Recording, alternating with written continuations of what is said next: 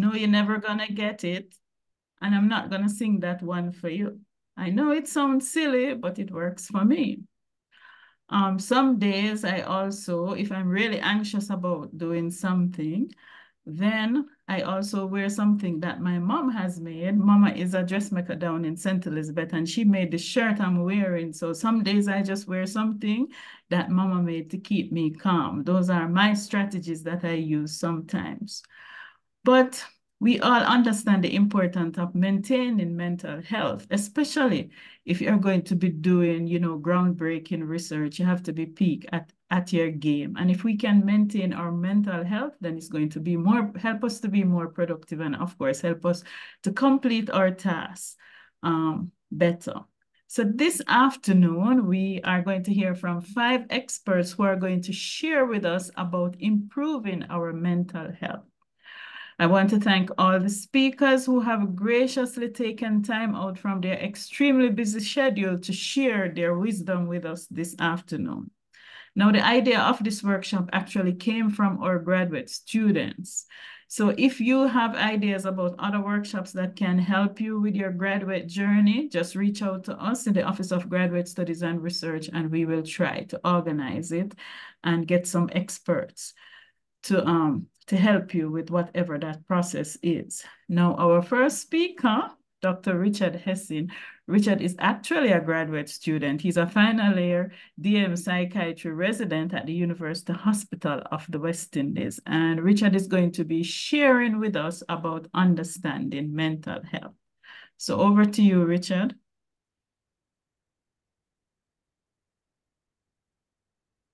Thank you very much. I appreciate that.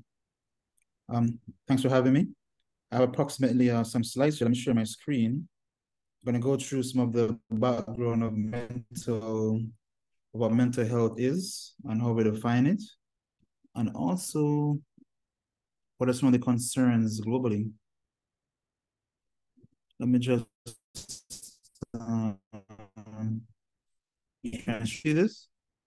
Yeah, we're seeing it. We're seeing your slide. Perfect. Yeah. All right, thank you so much, guys. So I just stopped my video a while ago just to get some more Wi-Fi bandwidth here. So essentially, right now we're doing understanding mental health. It's kind of a foundational presentation. And again, thanks for having me. Been interactive here. I want to ask our guests, what exactly do you see here? Like, what comes to mind when you see a picture like this?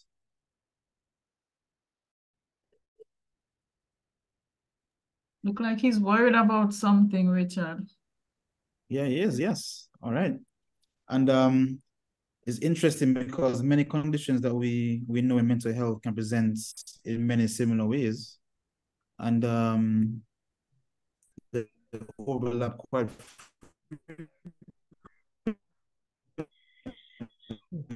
On here. Richard, we're not hearing you at all. Can you do that again? Many All right. conditions that. Not hear me? Sorry. It's getting distorted. Okay.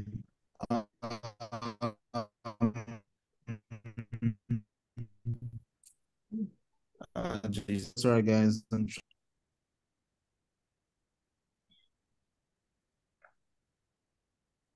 Could you hear better at this point? Yeah, we're hearing you now. I'll keep a check on you and just let you know when you're going out. So go ahead now. Many conditions, yeah.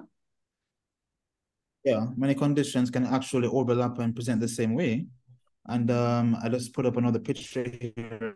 What about the one on the very bottom right here?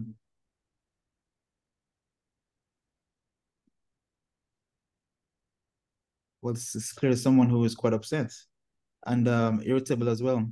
So I find it's a spectrum of behaviors that we observe in mental health. And how do we define our mental health pretty much? First of all, it's domains and components. It's a spectrum. And this definition is adopted from the World Health Organization and CDC. You guys hear me still?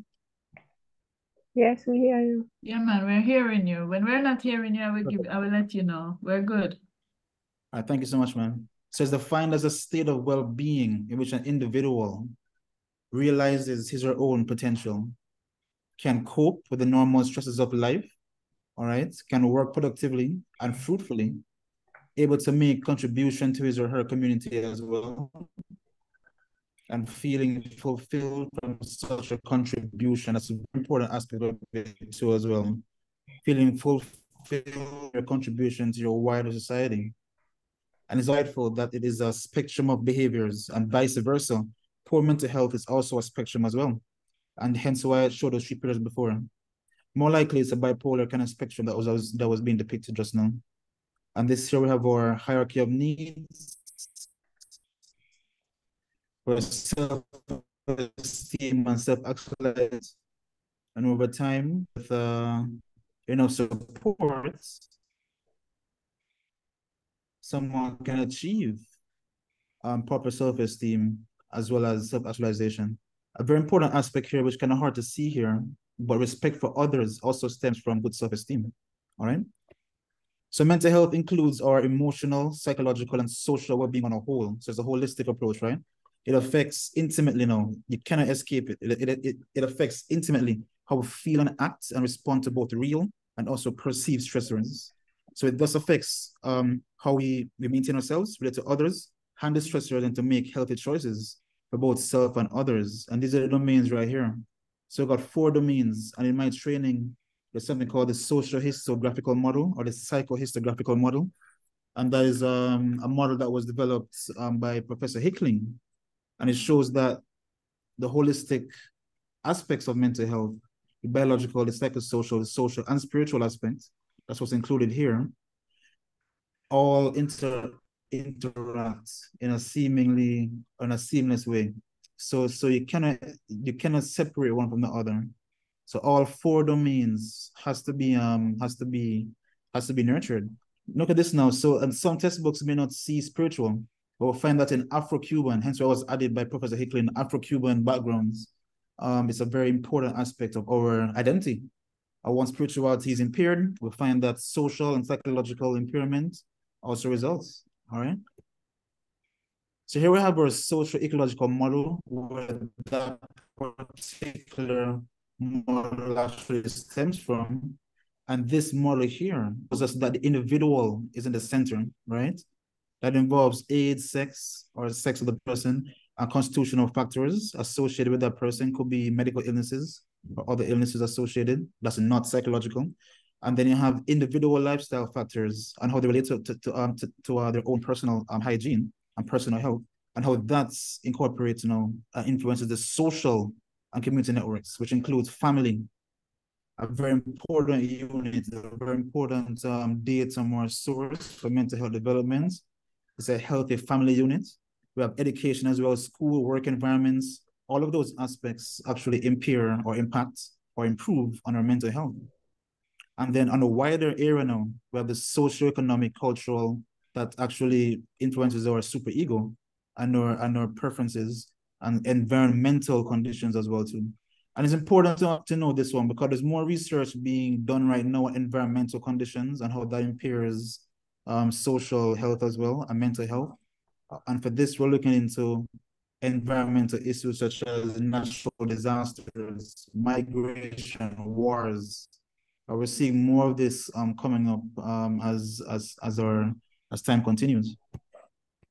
So the mental health issues are becoming more recognized in the past 3 decades, and epidemiologists worldwide have been reporting high levels of impairment in functioning associated with specifically depressive illnesses, and there are many of them. And depressive illnesses is not just associated with just a change of mental. There's also a physiological as well chains, such as period cycles as well, that also affects our mental health. Persons going through menopause as well. Persons who may be going through pregnancy, delivery, all of this surely those changes in physiology also impairs, or should I say affects mental functioning and mood states. So globally, for context, depressive disorders were the second largest contributor the year lost to disability as of 2013. So lost productivity alone for depression and anxiety, which tends to correlate frequently both anxiety and depression, been estimated the global economy $1 trillion a year. It's forecast to reach 60 million trillion by 2030. Interesting. So hear me, guys? Good? No, the audio is not clear.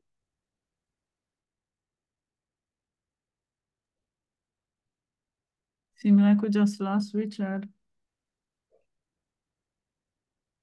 So let's just wait a little bit for him to rejoin us.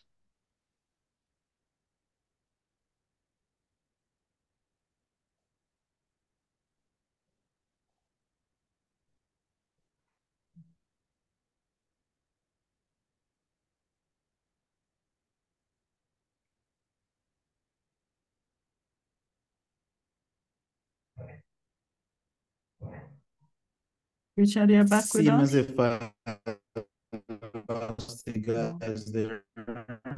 Yeah, we lost you for a little bit, yeah. Let me just share my screen again. I'm back with my screen again. So I'm on the ward right now on 21, and apparently the Wi-Fi is a bit unstable where I am. So sorry about that, guys. Actually, yeah, work. it's many places on campus like that. Yeah, okay. You're back. Already, cool. So yeah, so it's quite interesting. And are we hearing very well? Yeah, try again. Okay, that's good. We're hearing good, right?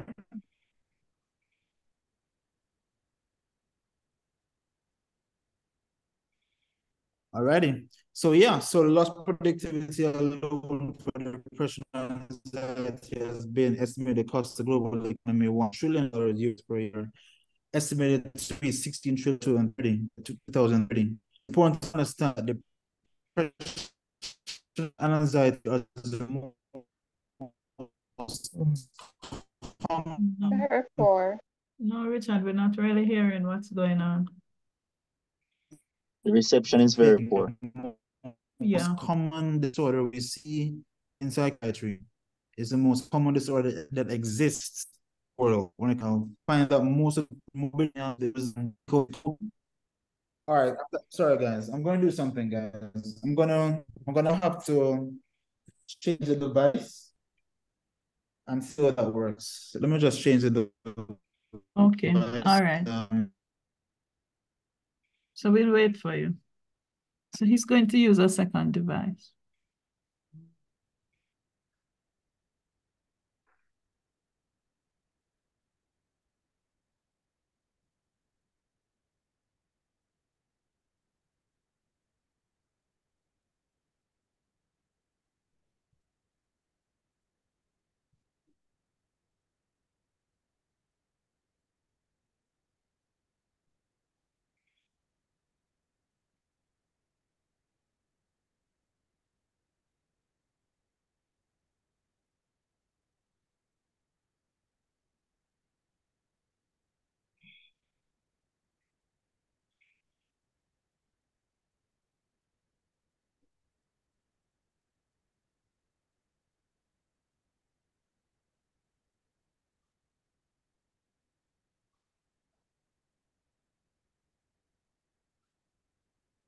So we're just waiting for Richard to connect with his second device.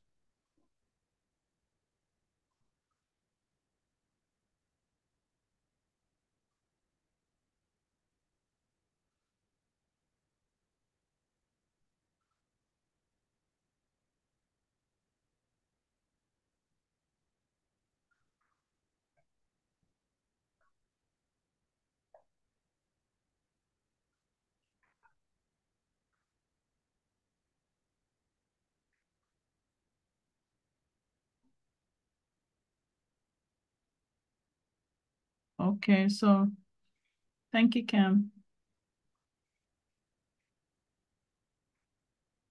Richard just need 4 minutes, so we'll wait for him.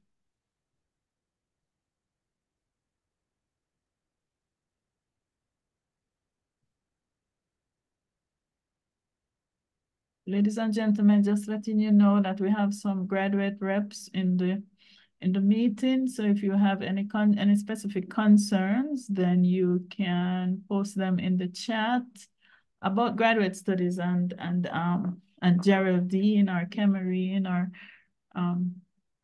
Miss Bennett is also here that can assist you, or they might ask somebody else from the team to assist you if you have any specific concerns about anything that we can help you with. While we wait for Richard to rejoin us.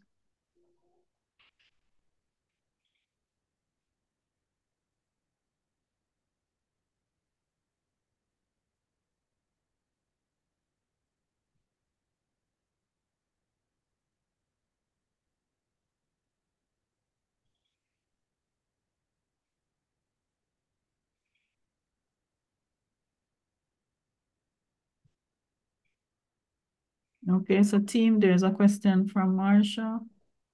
I don't know if somebody can check on that for us. I thought I saw Richard.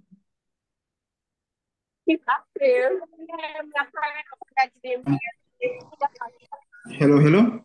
Hey, Richard, welcome back. Yeah, I'm back again. Sorry guys, I apologize, but couldn't control the outcomes there. But let me just move on with this device. It's going to be a smaller screen though, because I'm using my iPad. Yeah, that's fine. So sorry about that. Let me just move on from there. Share the screen.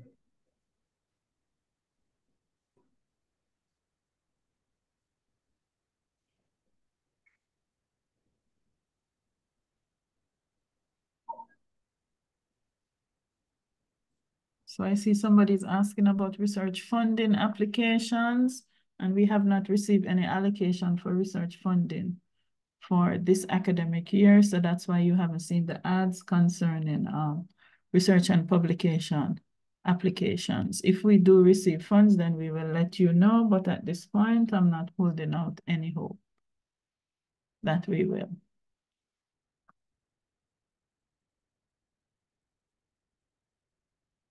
You're welcome.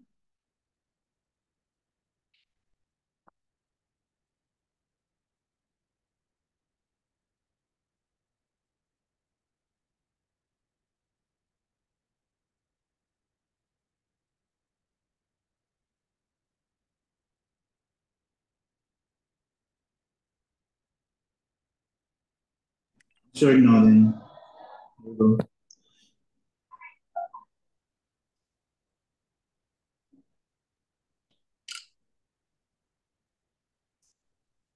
You seeing now? Not yet, but it's coming.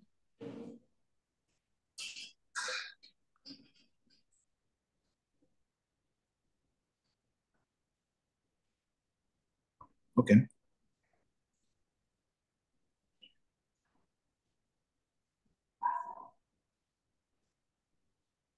Better? It says we're sharing, yeah. Okay, Okay, yeah, so we're seeing your screen now. Yeah. Alrighty. Yeah. So let's get the presentation. Excellent, you're there. Sure.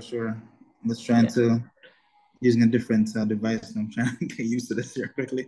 All right, so prior studies from the US estimated that the economic burden diagnosed of depression to be 1.6% of GDP. And of course, the recent COVID pandemic did not do very well either with that. So that worsened the figures to greater numbers. Now, this is a very, very important slide, guys, right? So you understand that the depressive illnesses are very, very, very common, and it contributes to most of the burden that we see. But this particular model here shows just how conditions in psychiatry or psychiatric conditions or mental health conditions develop. We call this the stress diathesis model. So of course, diathesis means a predisposition of vulnerability. And then now the person will develop or inherit predispositions towards that condition. And then due to secondary social and environmental stressors, which by the way also includes substance use as well. All right. The substances as well also includes here. We have prenatal trauma, of childhood sexual, physical abuse, we have family conflict, there are significant life changes. All of these together with the diathesis, the inheritance of those who are predisposed, contributes to developing a psychiatric disorder. So part of mental health wellness is actually to understand a bit of those sources and mitigate the kind of stressful events or stressors that we experience. And of course, I know later on in our symposium, we're going to have some discussion on stress management. That's a very, very important aspect because when it comes to inappropriate stress management, it's actually something that we call in our profession a perpetuating factor. So it perpetuates the condition, it makes it continue and continue, and then of course functionality and productivity declines, and then that impairs one's self-esteem. So it's quite important. Then of course, just finishing up here, almost finished, because it's a very short presentation here. Then we'll go on to questions. Mental health issues are becoming more recognized globally, and mental health issues, especially depressive-related disorders, contribute much to a disease burden and disability. So the figures show that depressive-related disorders is actually the third leading cause of disability worldwide. And mental health is, of course, multifaceted and interrelated. So all of these areas here are all connected. You can't separate the biological from the physical, or the psychological from the spiritual, or the spiritual from the social. It's all interrelated as one grows and be nurtured. All right. And the socio-ecological model captures the many factors outside of the individual that contributes to mental health. So we'll go back to this diagram right here. We'll see the individual right here, and then we'll have all of these factors here, the social and the environmental factors. And there are many, many of those factors that influence on one's functionality and one's stability. And of course, when we're seeing patients or clients with mental health issues, we have to be considering what those social supports are and what those stressful events or stressors could be. And there's normally have to be mitigated. All right. So stress diathesis model assists in developing an understanding of specific triggers and the sources of mental illness and disabilities. And of course, there's advocacy for further improved mental health is paramount. All right. Social stigma associated with mental health issues is real and requires further conversation and to improve policy making. All right. So we got this here, just to show you guys that the stigma affects all age groups, essentially. All age groups, particularly children and elderly, are most at risk because they lack the capacity for independence. And a comorbid substance use tends to worsen the prognosis quite much. So we have to be targeting the substance as well habits as a means of mitigating the outcomes. That's okay. What's that, ma'am? Thank you.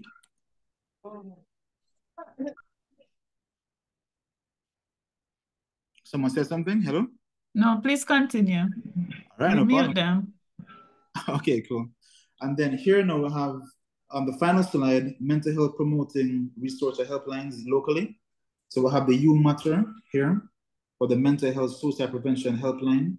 And we'll have our safe spot as well for counselors and youth. So I think these are very important to have in our repertoire whenever we're trying to promote a mental health maintenance, especially for youth in our society. So thanks a lot. Here are my references. And of course, any questions at this time? Thank you very much. Richard, I learned a lot from that presentation, and we're going to ask your permission to be able to share the presentation with our audience, especially that last slide about the resources where you can find help, because as you know, doing graduate studies can be a very stressful time, especially when things are not working out. All right, so. Thank you, ma'am, so much. I appreciate you guys' time as well. Thank you so much. Richard, are you going to stay with us or are you? Yeah, I'm going to stay. I want to stay. The only thing is, if I have a call, I'm on call today, then I have to go. That's all. Yeah. All right. So if you're going to leave it, let us know. I don't know if there are any burning questions that anybody has. You could just raise your hand and we'll identify you. If not, then we'll move on to our second speaker. So any burning question, Richard is going to stay with us. So we'll have a question and answer at the end. Oh, perfect. Yeah, that's good. Okay, all right. Right, so I see Tina is with us. So Richard, thank you very much. And just hang with us.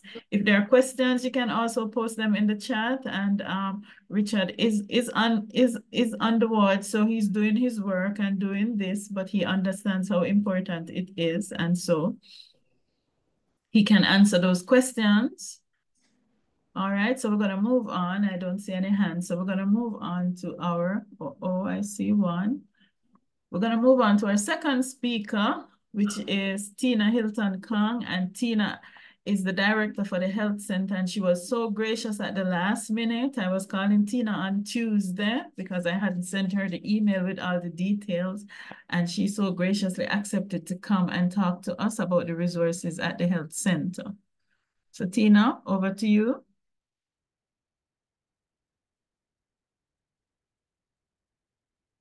We're seeing your slide. Sorry. All right.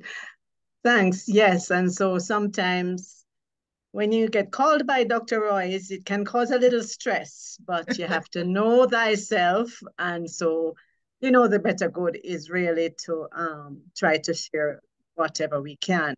And I'm doing this, share a little bit about our health center, but also zoom in as it relates to the mental health. I am not the mental health expert. I'm glad you had Dr. Hessen before me.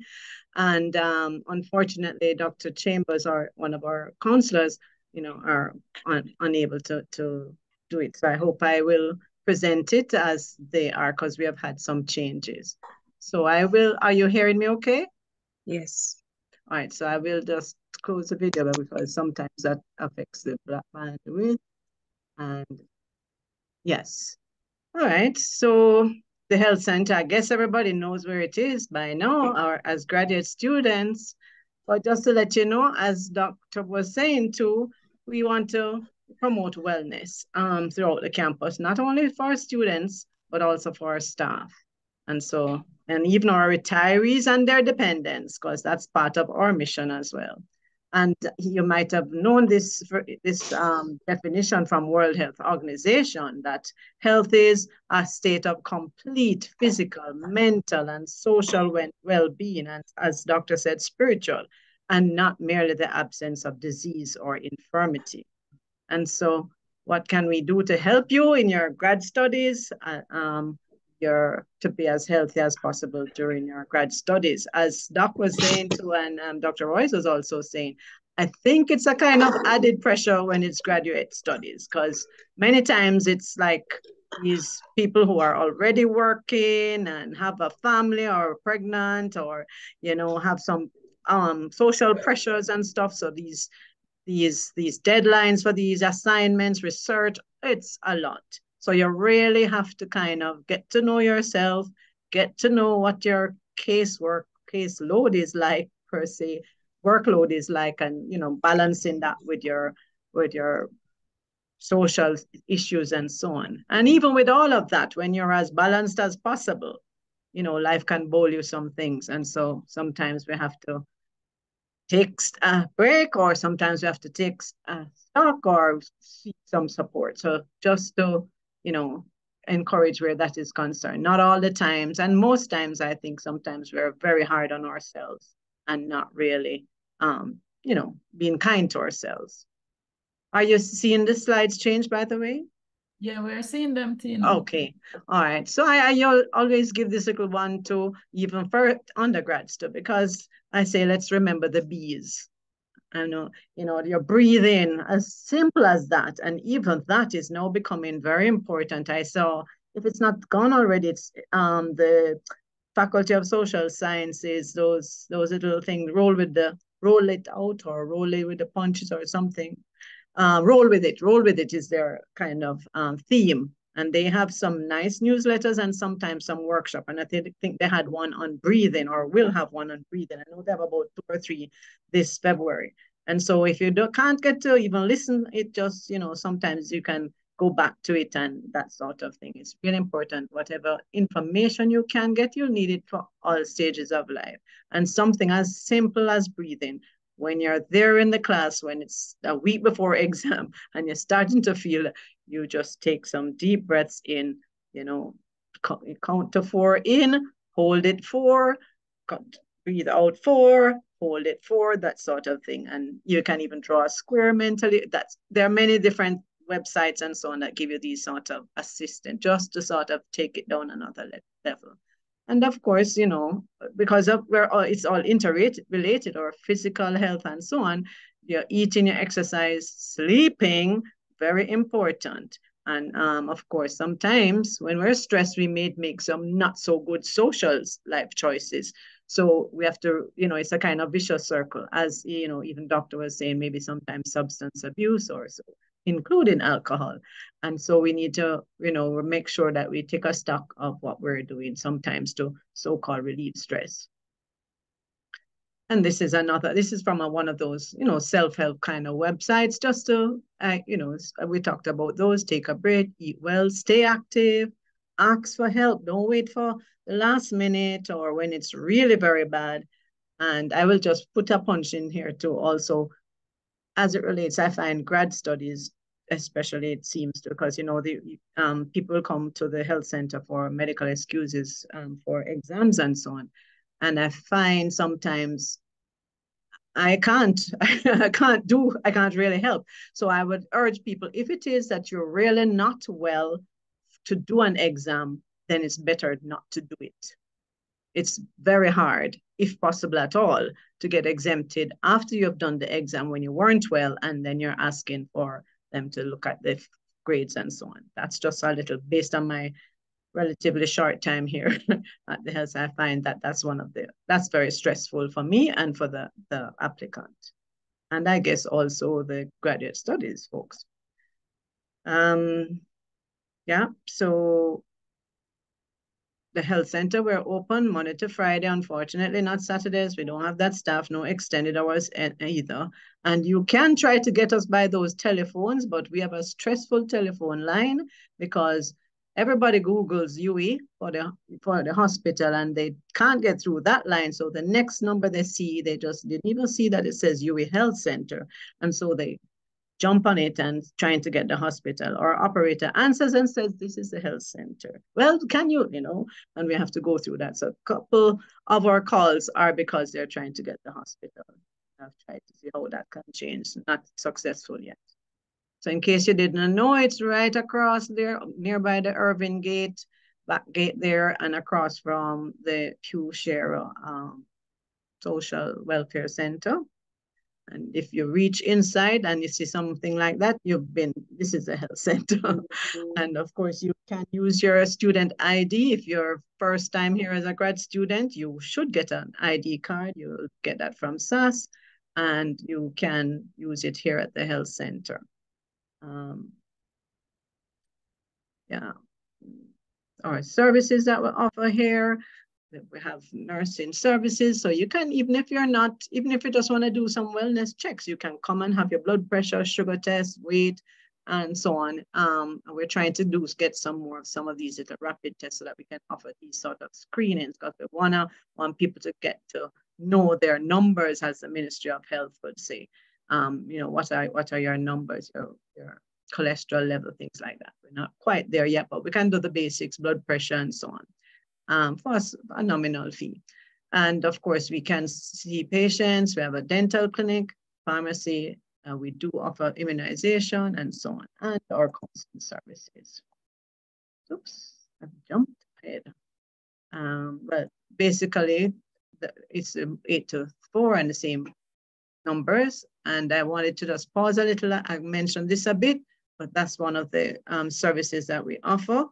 Medical certificate report, if it's for those instances where you were unable to sit up exam, or you're unable to, function during the semester or so on. So it's, it's because of a medical problem, and a medical problem also includes mental problems that warrant that.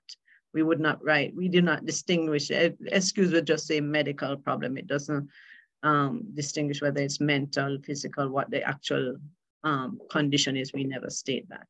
And so any medical report, I'll take this opportunity too to say, any medical report that's confidential, that's your report. You decide who you share it with. There is no reason for you to share your medical report with any of your teachers, with any of the persons here at the staff, on staff elsewhere. It's really to be directly from doctor to doctor. So that should be sent to me or our health services desk, which is manned by a confidential health assistant. So that's where you would send. You can, of course, must inform your coordinators and so on that I'm not well for 2 days, 1 day, whatever.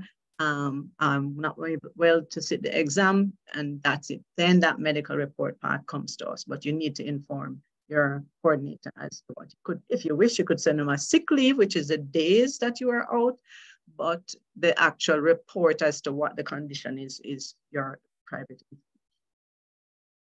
And in case you don't know, you can get those medical certificates from off the exam section of the website, UE website, and just look on the forms and you see medical form, and that part you need to complete carefully. And it doesn't have phone number here, but we suggest you put a telephone number in case we need to reach you. Many times people fill out these things incorrectly.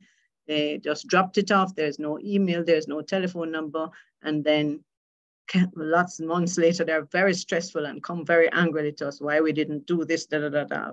They hadn't filled it out, so we couldn't get back to them. Hopefully, though, just as how you have your portal for your grad studies, we will hopefully soon have this to be done via a portal. I know the Deputy Principal Office is working on that, and we're dying for that. So, because it will really help to make it easier and for the students to track, because I find it's quite a lot of up and back and forth for the students and us to be checking this register to see if we have sent it, who will have picked up that letter and so on. So that will be, and there will be it will have the condition that the medical report can be uploaded and it will be only seen by me. And I said we offered immunizations. We are actually we are going to open up the immunizations, not just to medical and nursing students, but to anyone, staff, students, so that persons can get their boosters and can get HPV, the human papillomavirus shots and stuff. Again, we're just working on tweaking some of the staff issues, but we have ordered, and the health department is on board with us to make it more affordable. We also partner with the Health Connect Jamaica, and this lady here, Nurse Jacinth Moore, she is available, not here every day, but she is available. She has her little package there. If you ever want to do a HIV testing, oral test, you can come, just get a kit, and all of the information is in that little bag, and you can follow up with her. And she is in office at times as well. And look around for her. She'll be here for Safer Sex Week and stuff like that. So it's a partnership that we're forming. And in addition to the HIV testing, we are also through Health Connect providing pre-exposure prophylaxis for HIV.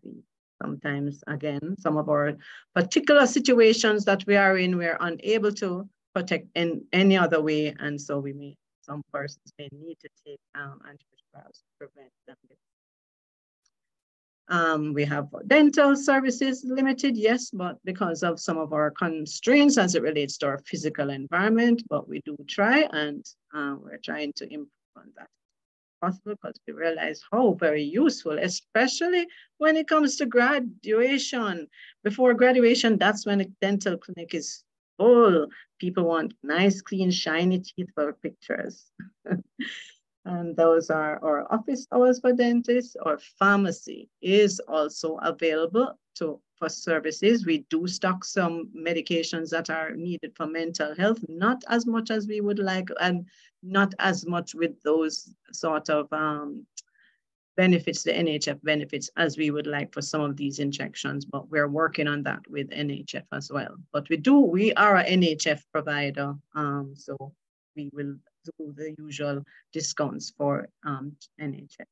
This pharmacy is open to anyone. It's not only students, it's not only graduates, it's not only staff, anyone. And I can tell you, we have very competitive prices, probably too cheap, too much cheap. Maybe we should raise it a bit.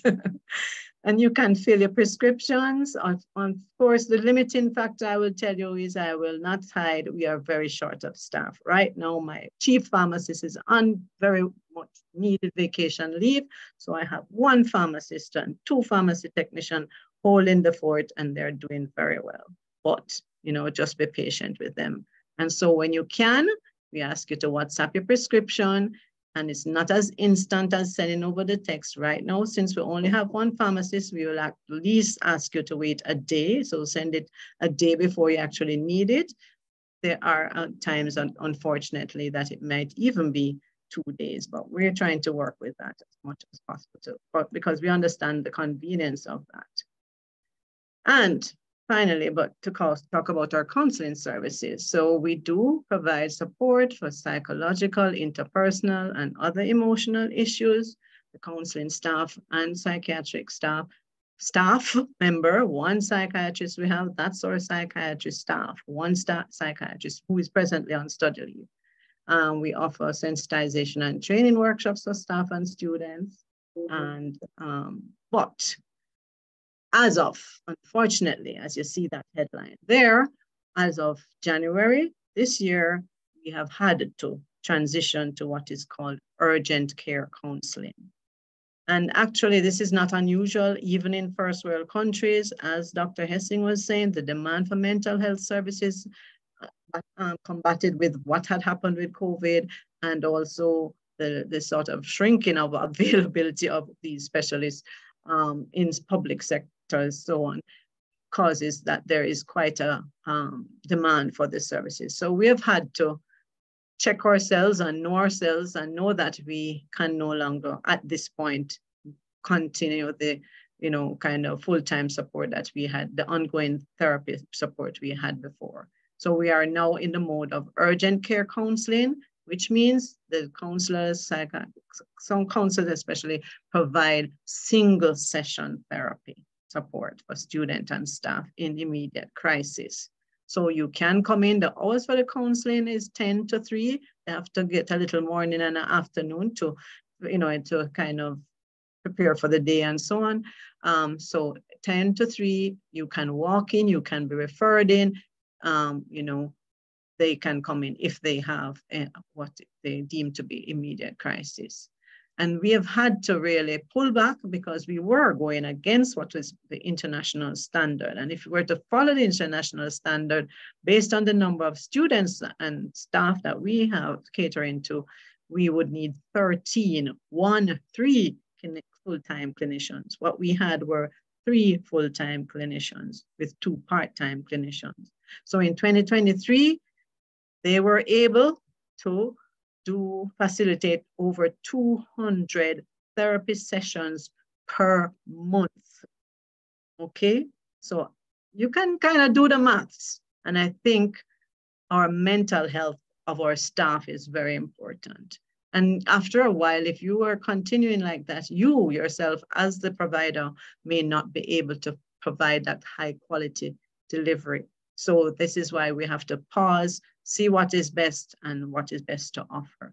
And so we have decided to do this. It will be a little teething pain, and as soon as if we do have the space, because apart from the number of counselors, we also don't have the space. We are trying through NHF collaboration to get software so that we can have some online counseling. That would really help as well. But for now, this is what we are. We're only going to see crisis cases. And what is crisis cases? These will include, but of course we can't tell you a whole long list because there are others, but severe symptom of panic, depression, any severe anxiety signs, any suicidal ideation and psychosis. And as Doc said, that psychosis is usually like when it starts to affect your mind, you're not so sure what is reality. You know, you may have some bizarre behavior, you might be paranoid, not really looking after yourself, or you're having some hallucinations, whether auditory or visual. And sometimes it's not any of the above, but it might be that you're lost. As I said, life can bowl you some things that are unpleasant suddenly when everything was going quite all right. And so something like the death of a family member or suicide or some very traumatic events, seeing that we live in Jamaica, you know, we will try to facilitate that person. So if in doubt, you come, we will decide, the counselors will decide if it is that they can see you and so on, and how best to refer. So it will be a single session. We're not going to then see you and then give you another appointment. It will be a single session, and they will offer trauma-informed support and strategies for coping. And again, as Doc said too, there are some resource centers. We will be referring to some of the self-help referral things, but also if needed, the other to go on for counseling elsewhere, such as these. Next slide will show a more fulsome list.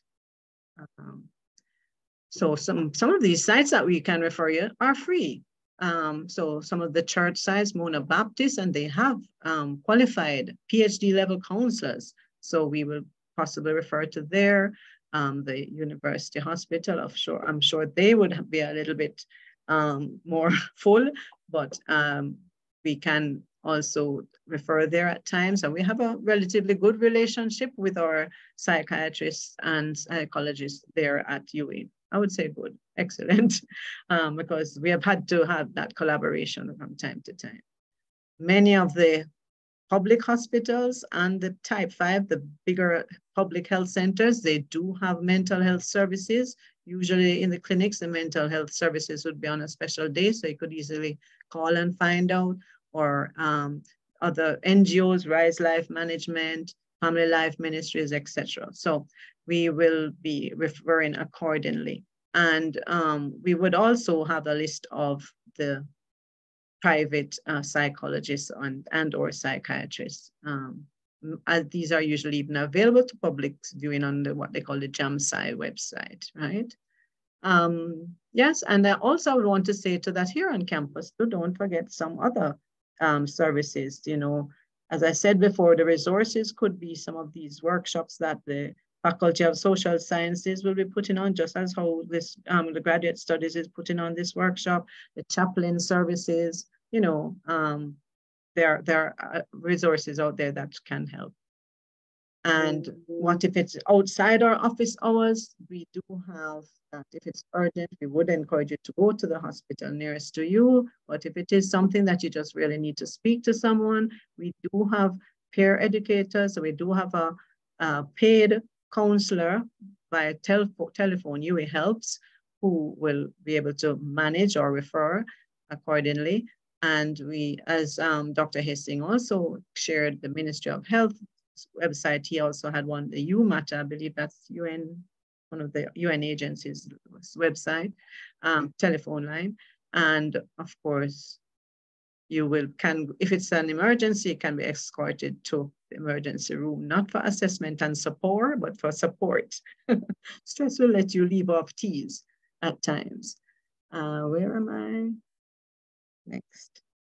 Well, we are not quite there yet as it relates to follow us. Yes, there's a website. It's very old. We need to get it up and going again, but we have some challenges, but hopefully soon we'll be really getting up there so that people can follow us, not on Facebook, but on the website, but also on Instagram and so on. We're not there yet, but hopefully we will be able to get there. And that's where I will end. If there are any questions, I just also would like to say what a beautiful campus we have. We still have. And so take that little time, sometimes sit on a bench out there, you know, breathe in some of that nice air, just walk through the gardens safely at a safe time, of course, and, you know, just take that break as needed. Thank you. Thanks for your attention. Thank you very much, Dr. Hilton Kong. That was very useful information. I see that some of our participants are asking if they can have copy of the slides because they know they need the contact numbers that you have. in many of your slides. And yeah, sometimes when I feel stressed in my office, I just take a walk around our beautiful campus. That's and I right. even meet other people walking and they're like, what you're doing? And we're sharing the same thing. We are kind of stressed today, so we need to get out of the office and walk. So it's very useful. Exactly. And when you get that little break, guess what? You're far more effective after that. Or you would realize, okay, no, it's time to back up and go home. Yeah, so some we just need to days. really get to know ourselves and take that little break when needed. You know, sometimes it pays off. That little 5-minute, 10-minute break will do wonders. I agree with you. I see Alistair has his hand up, so we just take a quick question before we move on to our next speaker. Alistair, you had something? Go ahead. I see your mic is open, but we're not hearing anything.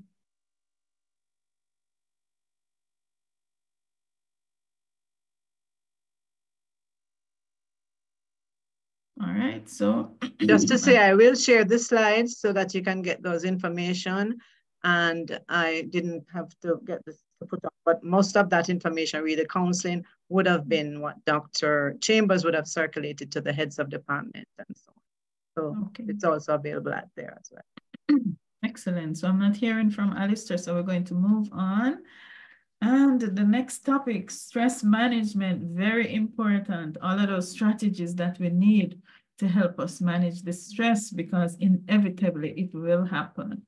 So next we are going to have Dr. Jodianne Bowie-Dean, and Jodianne is a lecturer and psychologist in the Faculty of Humanities, in the Faculty of Social Sciences, and she's going to talk to us about stress management. Jodianne. Hey, good afternoon, everyone. Thank you so much for having me, for inviting me to this very important and very necessary talk on mental health. As was mentioned, I'll be talking about stress management today and emotional wellness. I will say, just for total transparency, oh, hello? Can you see me and hear me?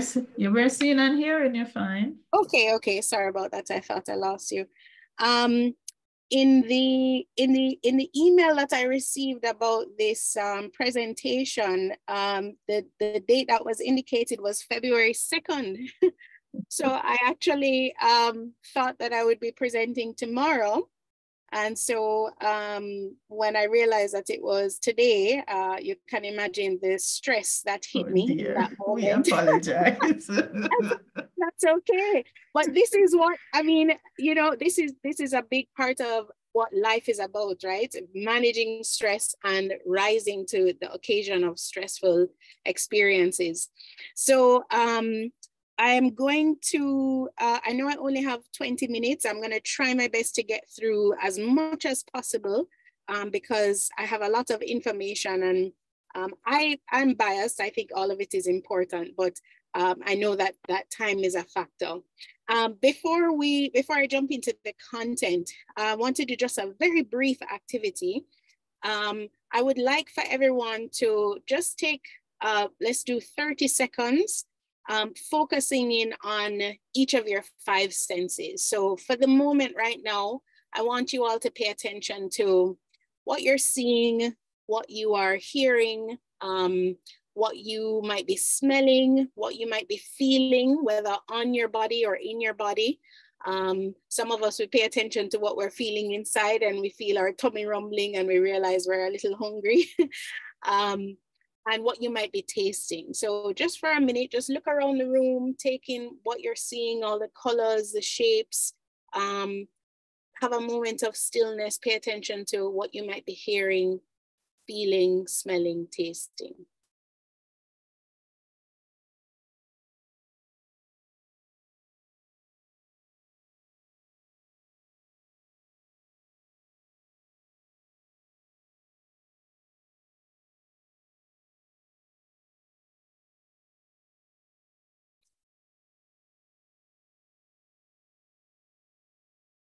And briefly, if you can, if anyone wants to just write in the chat as you're bringing your body and your mind to a bit of a standstill, if you want to make mention or pay attention to what you're feeling in this moment, or what you might be experiencing, or what it feels like to just kind of pause and take a minute to tap into your 5 senses.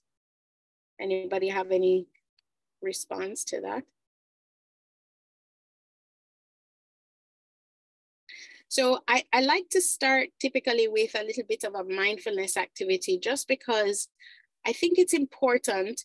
We, and especially at our level in academia, and for you all who are in graduate programs, etc., so much of our lives is go, go, go, go, go, from one meeting to the next, from one class to the next. You know, our life is just kind of planned out, and we rarely have moments to really stop and pause and breathe. And I think what's critical about this type of exercise is that when we take a moment to pay attention to what our senses are telling us, very often, no matter what we have going on, no matter how stressed things are, very often when we ground ourselves in that way, it's a reminder that in the current present moment, our lives are not being threatened, we're safe, we're healthy for the most part. And in this moment, in this very moment, whether it is for 30 seconds or a minute or 5 minutes, we're okay. And somebody said, I'm feeling anxious, stressed, overwhelmed. And what that means is most likely that your anxiety level right now is very high. And so that moment of pause has given you a moment of dread. But I imagine, or I can almost guarantee you that with more time, so if you spend more time focusing in on this activity and really focusing in on just what your senses are telling you, so just what you're seeing, hearing, smelling, tasting, feeling, that sends a message deep in our brains that everything right now is okay. And no matter what deadlines I have going on, no matter what I have to do, no matter what performance has to be happening, I'm safe. Ultimately, I'm safe. And there's nothing right now that's going to harm me. So let's talk about stress. But what does it mean to manage our stress? This is a term that I sometimes take issue with, because how do you manage stress, right? Stress is just a part of life. Stress is a part of our environment. And so how do we deal with that? So most people are saying they feel more calm, but some may have a brief moment of panic. Again, because we're going, we have all these distractions. And then that moment sets in where we say, oh gosh, I'm overwhelmed. What do I have to do? But give it a little more time, and that sense of calm will take over. So the things that typically cause stress are primarily environmental, right? So our home, for those of us who have children, our parents can be stressful, spouses, friends, work, career, school, and any type of activity that we have to do day to day. Even just commuting can be incredibly stressful. So our stressors tend to come from our environment. And what is true is that we have very little, if not no, control over what happens in our environment. The best way to conceptualize challenge or stressors, in my opinion, and through the research, is by looking at what the environment is demanding of us and what our own perceptions are about our ability to meet those demands. And essentially, that's what stress is. So stress is when you have an environmental experience, whether it is an assignment that's due or a deadline or a presentation to do, and that demand feels like it is more than what your internal capacity can meet. So the environment is one marker, and how you feel about what you can do inside is another marker. And stress is kind of that discrepancy between the two. Now, typically, what tends to be useful and beneficial is if the environment is demanding something of us that is just barely outside of what we think we can do. It's kind of like, you know, you are you have to jump and reach for something. It might be out of your reach when you're not jumping, but it is within enough reach that you know that if I just jump a little, I can reach it. So it is out of your reach, but you know that with a little bit of effort, you can get to it. That's ideally what we want when we talk about stress, right? And stress being growth promoting. When the environmental stressor is just a little bit beyond our capacity or what we think we can manage. And that is because stress is adaptive, right? Stress is protective. It is the physiological and psychological response that we engage in to meet the demands of the world. And our ability to handle stress, or our ability to see stressful situations and meet those stressful demands is literally our ability to survive. So from birth, you know, you're learning to walk and learning to talk. These things are just beyond your reach as a baby, as a toddler. But you try and you get there and you achieve those things, those goals, right? And so stressful situations are necessary for our survival. The challenge, though, obviously comes when we experience too much stress for too long and too often. I see there is a comment here in the chat.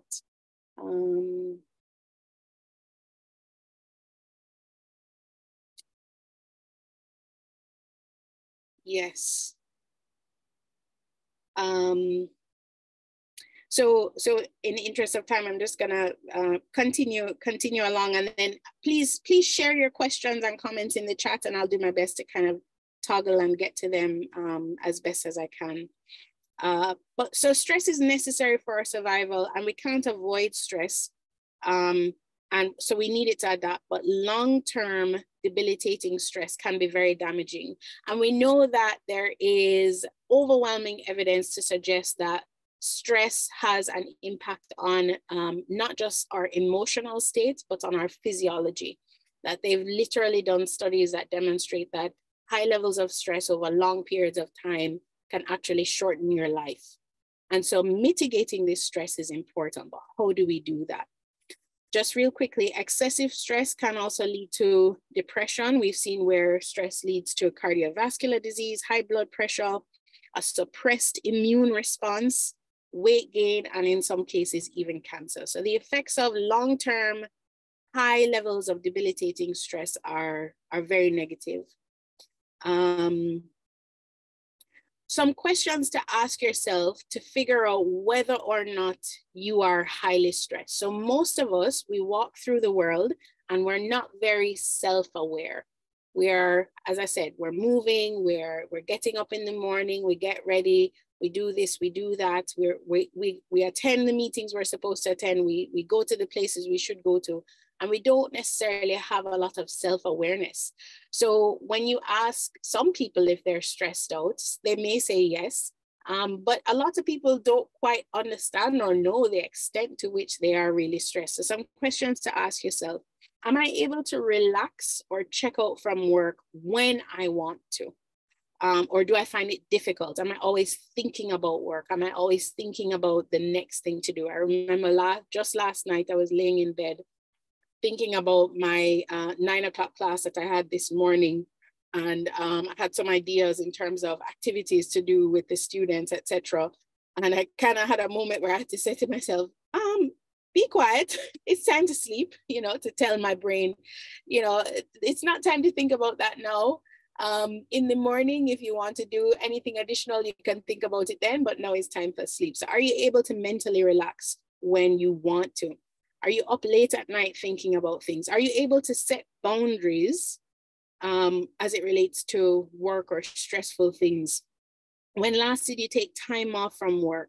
How much of your waking hours are spent working, right? This is important because if you have an excessive amount of time that you spend working, it means that when we talk about those long-term high levels of stress, it means that you're probably going to be susceptible to that. looking at your eating habits. Those of us who set very high standards for ourselves, we are often very susceptible to high levels of stress, right? Those perfectionists. Do you procrastinate often? That is an indication that you're under stress. And do you have time to work, to spend time with your friends and family? Do people make comments about you being a workaholic? So these are some things to consider when you talk about understanding your own stress and just moving with a greater level of self-awareness. Once you're self-aware, once you're aware of a potential problem, then you can work towards fixing it. But there's little you can do if you're not aware. So when our perceived environmental demands exceed what we perceive in terms of our internal coping resources, we have one of two options. We can either try to get rid of the environmental demand, which would look like, you know, if school feels very stressful, getting rid of the environmental demand might look like quitting school or taking a leave of absence, or just not showing up for classes or not showing up for your exam. So those are options, not the best options, but they are options. Or we can figure out how we work towards improving and increasing our internal coping resources so that we feel like we can meet those demands. So how do we do this? One of the things that I find incredibly helpful is to set limits on stressful events. So to have an accurate picture of what the event is. So what does this require of me? How long am I required to do this? Is there an end date here? I personally, I love what I do for work. I love teaching. I love doing research, but it always helps when I know that there's a definite end to the semester. As fulfilling and as rewarding as teaching is, it can be stressful. And to know that we have those, we're confined to those 12 weeks or those 13 weeks mentally is so refreshing, right? Because it puts a limit on the stressful season. And so that alone, and recognizing that whatever situation you're in, whatever deadline you have going on, whatever challenge you have going on, the likelihood is that it's not permanent. And so it will come to an end at some point in time.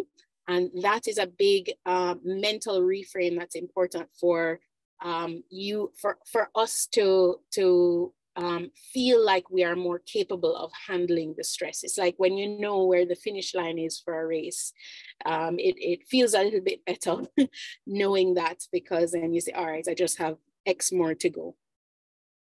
Now, this is going to be, this is going to come across as very cliche and very typical, but I'm telling you, the research and the evidence on this over time is so crystal clear.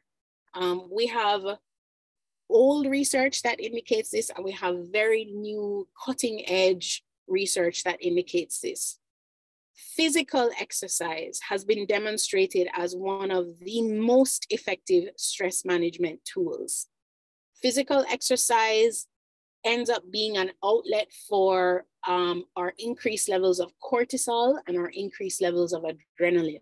So once those hormones are filtered out through the use of physical exercise, our stress level automatically decreases, right? We know that physical exercise helps to lower our overall heart rate. It increases our blood flow. It increases the blood flow to our brains, which physiologically helps us to think better and helps us to feel more capable of handling whatever situation is in front of us. Not to mention that when we engage in physical exercise, we release endorphins that overall just help us to feel good and put us in a good mood. I know we all know, oh yes, you're supposed to exercise, etc., etc. But the evidence on this is clear. I'm a psychologist and I'm a therapist. And one of the things I tell my clients that I see is that if you have to choose one, choose exercise over therapy. Because based on the research, exercise is going to be more, regular exercise is going to be more helpful for you than even therapy. And so I cannot underscore that enough, that that it just helps, it just works. And it's one of those things where we know we're supposed to do it, we avoid it, we say we don't have time, and it's really not until we incorporate it in our lives that we realize the value and the benefit that it provides for us. The benefit outweighs the drawback, right, of finding the time. Now, here's the other piece that's really important. Have you all ever considered that sleep is something that, as a concept for us as human beings, it doesn't really make sense, right? It doesn't make sense for us to sleep. We close our eyes, we let our guard down, we're totally helpless and vulnerable. And we do this for hours and hours at a time in the middle of the night, and everybody sleeps at the same time. Why do we, as human beings and as living organisms, why do we have to sleep? It speaks to the importance of sleep, and that sleep is literally biologically hardwired into us. It is necessary for our survival. They've done studies on rodents that they've sleep deprived for several days and weeks, and they literally die after several days of just not having enough sleep.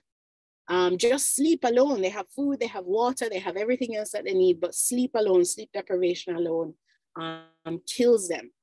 And we know also that when we sleep, there's a mechanism that happens where the chemicals that build up in our brain called adenosine, throughout the day, you build up more and more adenosine in your brain. And at night when you sleep, your brain washes away all of that adenosine. Now, the trick with adenosine is that when it builds up in the brain, it can actually over time become, in a sense, toxic. And so it gives you, brain fog, you're not thinking as clearly, you don't feel as capable, you don't feel as competent, you're not able to do as much. And so sleep literally helps us to get rid of this thing that is necessary for us, but that when we have too high levels of it, it's detrimental to us. There is research also that suggests now that we actually do need closer to actually 8 hours of sleep. So we know, 8 hours of sleep, but many of us over time, we say, child, once I get 5 hours, I'm good. But the research is showing us that 5 hours is not enough. Sleep deprivation actually decreases life expectancy. It is significantly related to what they call all-cause mortality. So all the things that cause death, sleep deprivation is related to it. Not sleeping literally means that you're not relaxing, and relaxing is the opposite of being stressed out. So again, just stressing the importance and the significance of sleep. And I know, again, these seem cliche and the typical norm, but the reason why I've included these is because from a research standpoint, in terms of what the evidence shows, these are actually the most important and most significant things you can do to manage your stress. Going to bed at a regular time and waking up at a regular time every day is one of the best recommendations in terms of sleep, and trying to get as close to 7 or 8 hours as possible. I don't know if anybody has any thoughts or questions on sleep in particular. Social support is also incredibly, I'm just rushing through in the interest of time, incredibly important for stress management. When we do things collectively, it limits the burden that is placed on each person in a situation. And what that means is, even when you don't have someone to share your actual burden with, just sharing with them in terms of speaking about your burdens and speaking about your stressors can be incredibly useful in terms of helping you to feel like you're not alone in this challenge that you have. In our graduate program,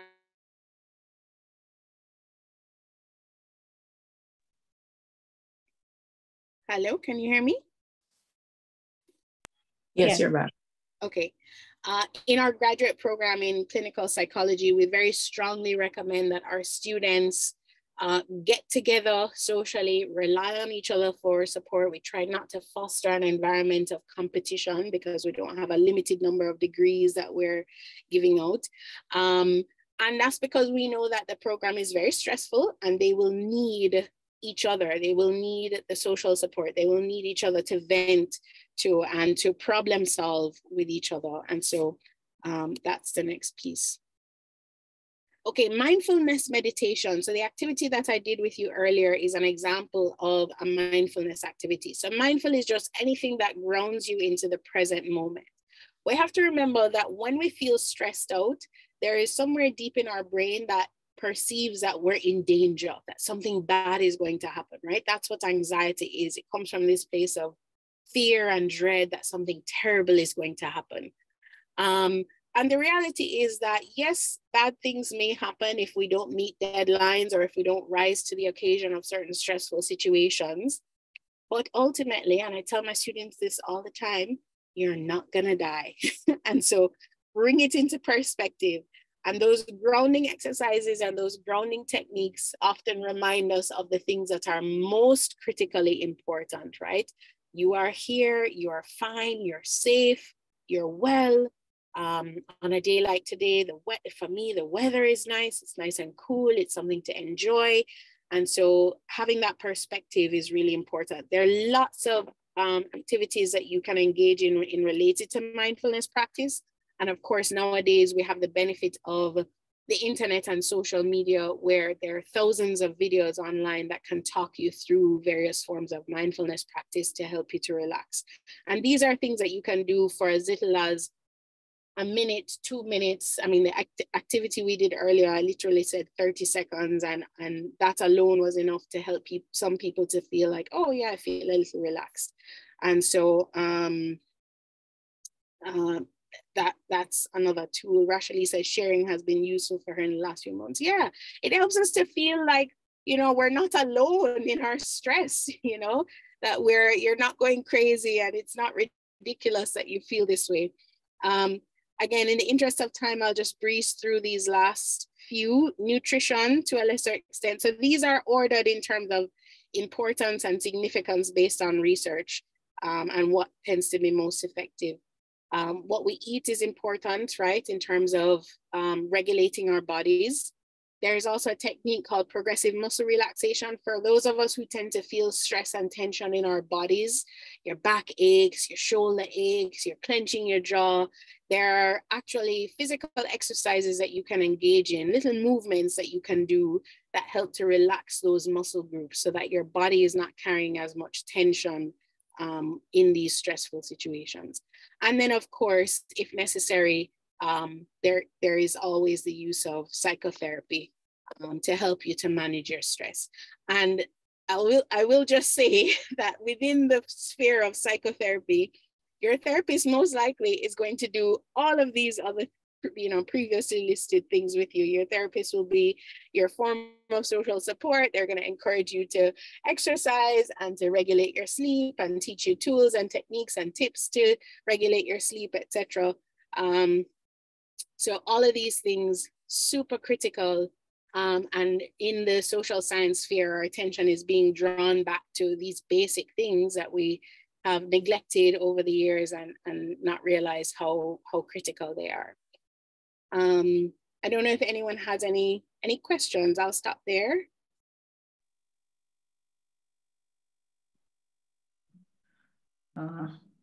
Thank you very much, Jody, for those strategies. I've never done cloud watching, but I'm gonna try it now. Yes. Something as simple as that. You know, absolutely. I will take walks, and I'm very proud. I'm almost 2 years at the gym now, and it does amazing things for you, you know, to get all of the stresses that the graduate students bring to the Office of Graduate Studies and Research out of your mind in the evening. Yes, so, yeah. Absolutely. Oh my gosh, you should be so proud of yourself for that. Not many people.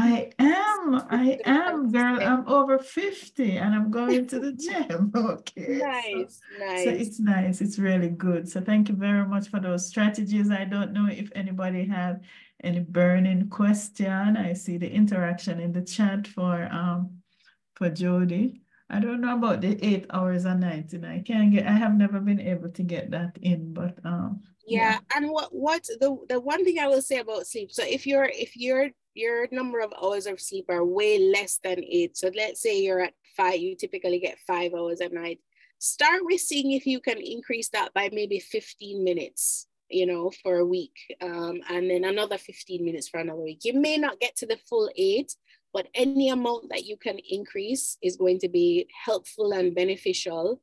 I'm sure we've all seen, you know, the big studies recently. I think the American Cancer Society actually has indicated that sleep deprivation is a carcinogenic, technically. So sleep is really important. Don't overwhelm yourself with thinking you have to move to fully 8 hours, but maybe just try to increase by small increments over time and see where that gets you.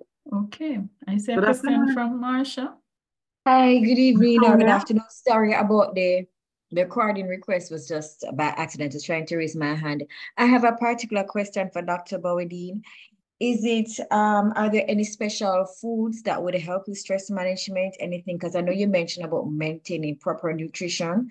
And as graduate students, a lot of times we're on the go. So running to KFC, running to Burger King or Juicy really helps. But what would you suggest? Like someone once told me that if I eat more nuts, and help me to keep away better. So what do you recommend regarding nutrition and managing stress? Absolutely. So quickly, I will say there are certain foods that we know promote brain development and brain activity. So nuts are good. They have a lot of DHAs and fatty acids for your brain. Avocado and our fish oil, etc. Those are good for our brains. But generally, I think the more important thing is to pay attention to how your body reacts and responds to certain kinds of foods. So really what we want is to be eating in such a way that supports the things that we want to do and not necessarily eating in a manner that is reactive. And I say this as I'm also trying to do my best to follow my own advice, right? So not waiting until you're super hungry and starving and then scarfing down the bun and cheese, which is going to spike your blood sugar and give you a little bit of a rush of energy, but it's also going to make you feel like a crash several minutes later. And that impacts your stress because now you don't feel as capable and you feel sluggish and you feel like, oh, I need to munch on something else again. There are also certain foods that are, what do you call it? The foods like berries, etc., that have antioxidant foods. So berries, things with vitamin C that naturally flush out the toxins in your body. Those are also great. But I would say most importantly, just paying attention to your own physiological response to eating at certain times, eating certain foods, eating in a certain manner. We should also be making sure that we're eating no more than 2 hours before bed, because when you eat food, you have an immediate spike in your blood pressure. And in order to fall asleep, we actually need a bit of a drop in our blood pressure. And so, considering those things are important as well. All right, thank you very much. Everyone. I'm sorry, we're gonna have to move on to our next speaker. So you can wait at the end and or you can post your questions in the chat and Jody will try to respond. Work-life balance. Sophia Morgan, who is a lecturer from Faculty of Social Sciences, is going to tell us about that. And Sophia, you're going to have to convince me, because I don't know if there is any such thing as work-life balance. You just have to do your work until the work is done, and then you go home, and the next day you try to do it again. What is this work-life balance thing? And where do you find the balance in all of that? Yeah, where do you find the time to balance it? There's so much work to be done. All right, Sophia. All right, let me see what kind of light I can shed on that. Thank you very, very much for inviting me to do this talk, Prof. Roy and Ms. Mears. I really appreciate this opportunity. This is a topic, of course, that is very, very, very near and dear to my heart. And so I really hope to do it some justice. All right, let me share my slides, share screen, and then get right into it. So you should be seeing my screen. Yeah, we're seeing it. Okay, great. All right. Work-life balance. All right. So as I said, good afternoon, everybody. Good afternoon and welcome. And I hope having listened to those very, very informative presentations, you'll have some ear for me. As I listened to the presentations, I was thinking, oh, this whole theme really comes together very, very well. Some of the things Jody said earlier, I'm sure I'm going to touch on it a little bit in my session on work-life balance. But hopefully, as I said, you'll hear something that should be very useful for you.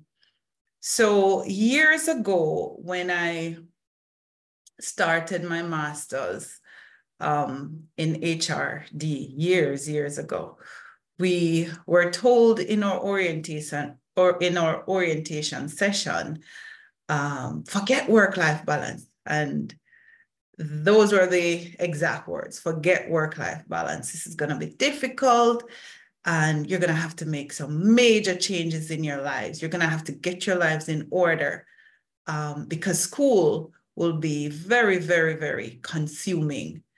Of course, we were very, very scared. And what was worse was that in the end, it turned out to be exactly as they said. I think by the end of month 1, we all felt we were drowning. This is crazy. We were not managing homes. We were not, or home life, or friendships or relationships were dissipating and dying right in front of our eyes. And so, you know, we had to figure something out. And I'm hoping that this presentation is coming to you at a time where you don't feel so inundated, where you don't feel like work has totally consumed or school has totally consumed. I'm also very much aware that as grad students, we have very, very busy lives, you know. So for me, as a lecturer, although I want to feel that my students really should submit their work on time and, you know, just be very engaged all the time as it relates to my work, I have to come to terms with the fact that my students are really, really, really juggling a lot. And I've had to take the opportunity to stop and listen to them. And so, as I said, this is one of the reasons this topic is dear to me. As for me, I feel like work-life balance is about ebbs and flows. It's a cycle, it's a struggle. There are times when I find success in taking charge of my own lives. And there are times when I'm drowning. The issue is though, or the truth is for me that it is hard. It is very, very hard. But at some point, we will find that we'll have to hold ourselves accountable for the way we live our lives. You know, at the end, we'll say, are you spending too much time on work and ignoring other stuff that are important to you? When you look in the mirror at that point, you know, when you have to come to terms with your life, I think you should be able to say, like Frank Sinatra said, I did it my way. So however you choose, you should feel confident and comfortable with the decisions you make. So my message today is that work-life balance is something that you craft for yourself and something that means something to you. It's different things to different people. All right, so In this presentation, I am going to be, right. Are you seeing my screen better? Right. Okay. So I'm going to be defining what work-life balance looks like. I'm going to talk about the problem of work-life balance. And I'm going to invite us to shift from the notion of work-life balance to a broader life system. In terms of takeaways or objectives, I really want us to become much more self-aware of how we are organizing our lives. I want us to be aware too of who we are and what matters to us in terms of how we organize, and to develop a sense of agency in crafting our work-life balance. So I want to start by kind of painting a picture of what work-life balance looks like. And this picture involves some indicators from a work-life balance questionnaire that was involved in a part of a larger survey that a team and I just completed on work addiction. So yes, create this picture in your mind. You spend time focusing on you and doing the things that you love. When you're working, you are very attentive and you're very engaged. You feel very refreshed and ready when it's time to work. You don't worry about work when you're not working, and you are free of guilt when you are living and doing the things that you want to do. Is this what your life looks like right now? Well, if so, I would say you don't even need to be at this session today, because you are experiencing work-life balance. But I am sure this is not the case for most persons. And so, you know, let's dive into why we're here and, you know, how we can achieve this kind of scenario. So let's start by defining what work-life balance is, and looking specifically at the terms. What is work for you? This was a very important question as I prepared this. In general, it is a physical activity or a physical or mental activity that is done to achieve a purpose or a result. So in this definition, work is not confined to what you do at school or what you do in your organizational setting, but I would extend this definition to anything that you describe as consuming your time, your physically and mentally, for a particular result. So I personally define my job as a mother of two as a part of what I call work. So I want us to extend this definition as best as it suits you. Life, the act of living, you know, what are we doing with our lives? And balance implies that there's a kind of even distribution or even weighting that we give to work and life. Work-life balance in general, we're thinking about how we prioritize the different things that are happening in our lives, or family, or you know, or work, or community responsibilities. These are, and many other things are part of our life. Personally, I have an issue with this definition or with this concept of work-life balance, because, as I say, it implies that there is a conflict between work and life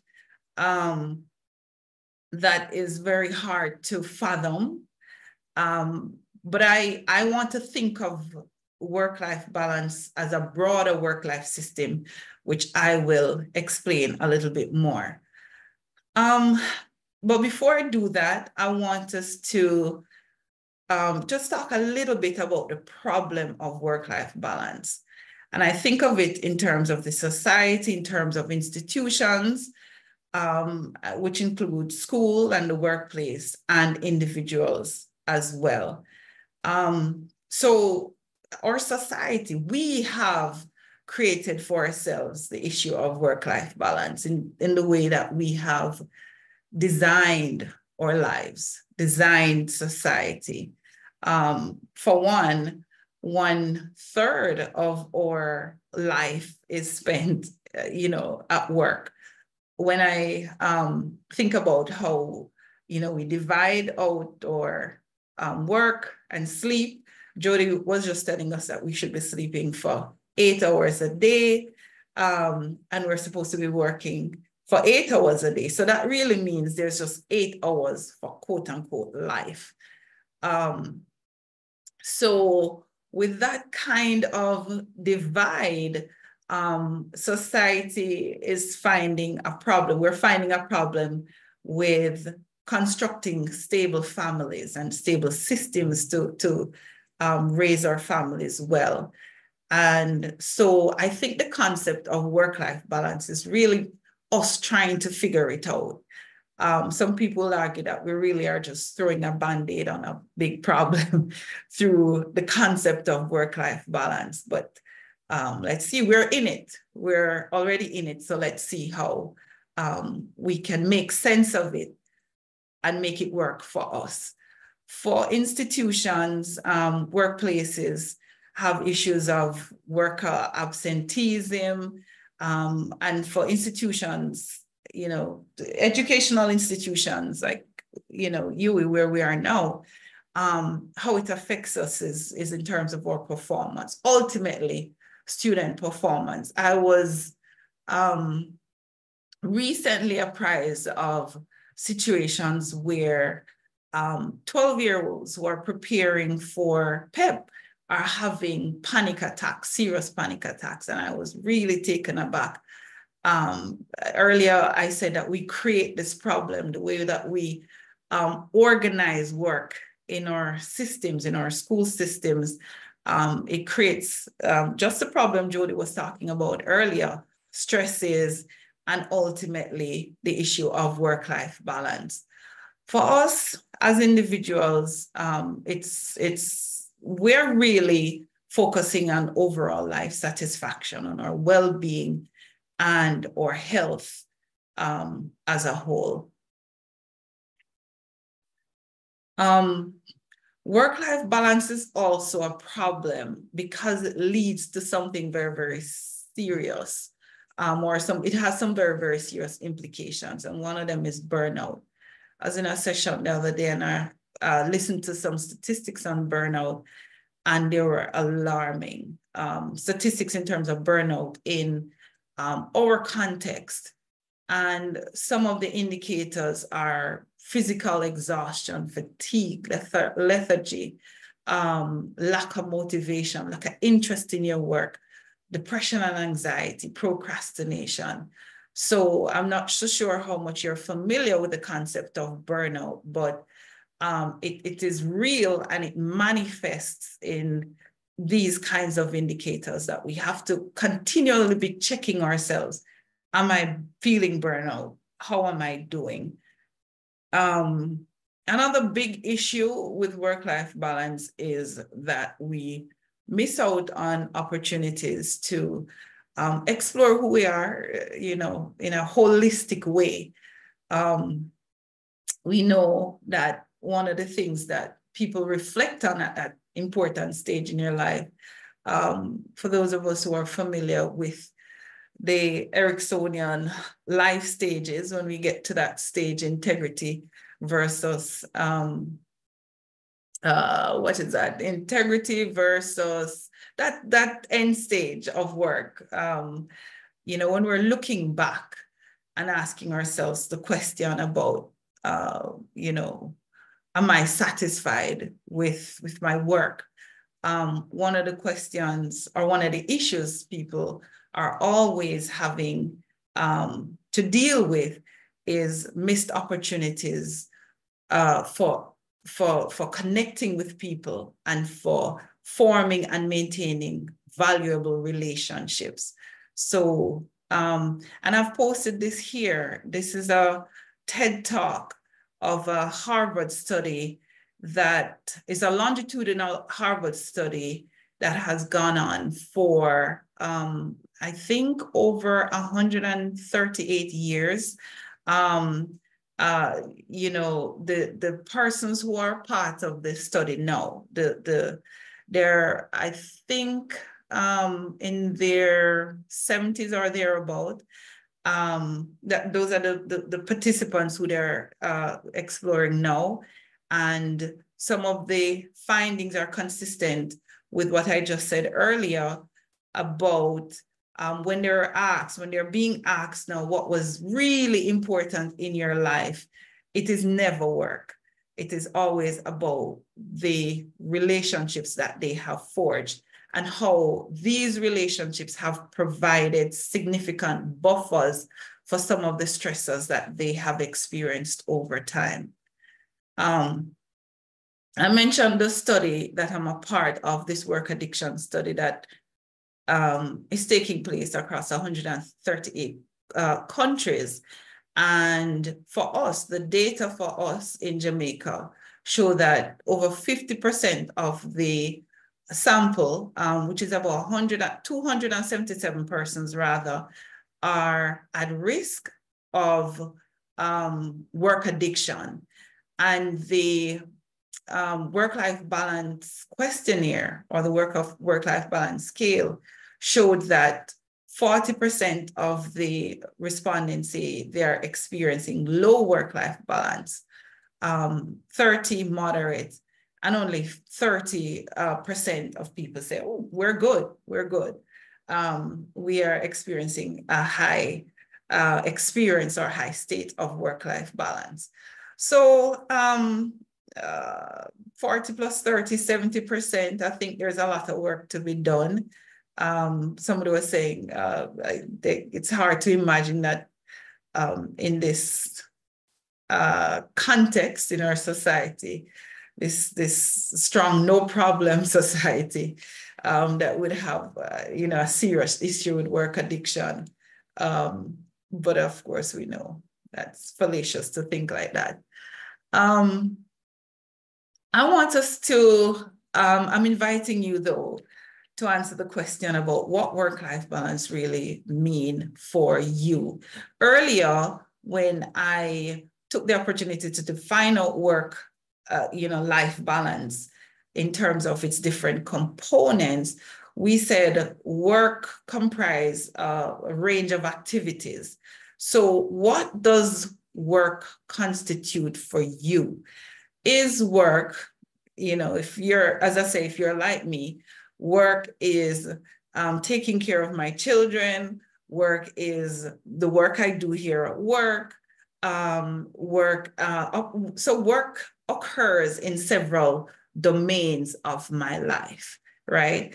But then what is life? What constitutes life for me, or what constitutes life for you? Perhaps life is really about having fun, doing the things that you like to do. So,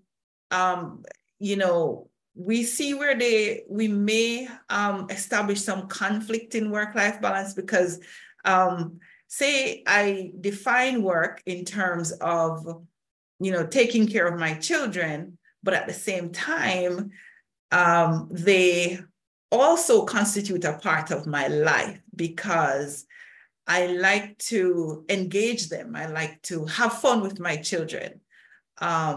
So sometimes, when is it work and when is it life? So there I have some issues too. If work for you is, studying, engaging fully in what you're doing, but you love doing it, it is fun to you, you make it fun, is that also life? Would you define that as a part of life? So earlier when I said I had an issue with, you know, this distinction between work, life, here's where, you know, the conundrum lies. There's a serious overlap in some case. For some of us, our work is very, very central to our life. For some of us, work and life are different, but it interacts in some way. And for some of us, the third one there, our work is our entire life, unapologetically, right? So, you know, how do you define life in relation to your work? That's an important question to think. Prof, I see you raise your hand. Yeah, Sophie, Yes. it looks like we need a workshop on work-life balance. Because yes. you're almost 10 minutes over into somebody else's presentation, and it looks like you're just getting started, man. I'm almost done. But I told you before that there is no such thing, and you're almost making the same conclusion like me. But finish your presentation. Yes. Oh my gosh, as I told you, it's a topic that's very, very near and dear to my heart. So, you know, I just wanted persons to think about what portion of their life is work and what is not work. And ultimately, the next point I was going to make is, what are your values? What are your values? What are your beliefs about work? And when you think of this, your values and your beliefs about work, then you decide what work looks like for you and what balance looks like for you. So I will go with that since I'm way over time. Finally, let me conclude. Let me conclude with saying that yeah. The final thing I want to make is a point of self-management. Self-management, here we are. Right. Self-management, it is defining who you are, what you want to do, and what you're doing now. It is also about taking breaks, being self-compassionate, practicing compassion, pursuing your personal interest, maintaining social connections, and having fun. These are some of the ways that you can begin to practice work-life balance. All right, I will take it here. And so you'll have to arrange this workshop for me, because I'm sure persons would like the opportunity to define or craft out for themselves what work-life balance looks like. All right. That is true. I'm sitting here thinking we need a whole workshop on this work-life balance thing, because I'm telling you, Sophie, you haven't convinced me, because I haven't been able to do it. And most of the Jamaican population is saying the same thing. You people expect, 30 hours out of a 24 hours day. How we must get it done? But thank you very much. That was definitely interesting, and I like the fun part. Well, we must find time to have fun. Sometimes work is fun for you. That's the point I'm making. Yeah, that is true. So conceptualize the way you think of work. If it is fun for you, then don't be hard on yourself. Don't carry around the guilt. That don't work. Sophia, thank you very much. Ladies and gentlemen, our last presentation is going to be by Arna Elia Ratri, and Arna is a lecturer and unit coordinator in the social work unit in the Faculty of Social Sciences, and she's going to tell us a little bit about coping with trauma.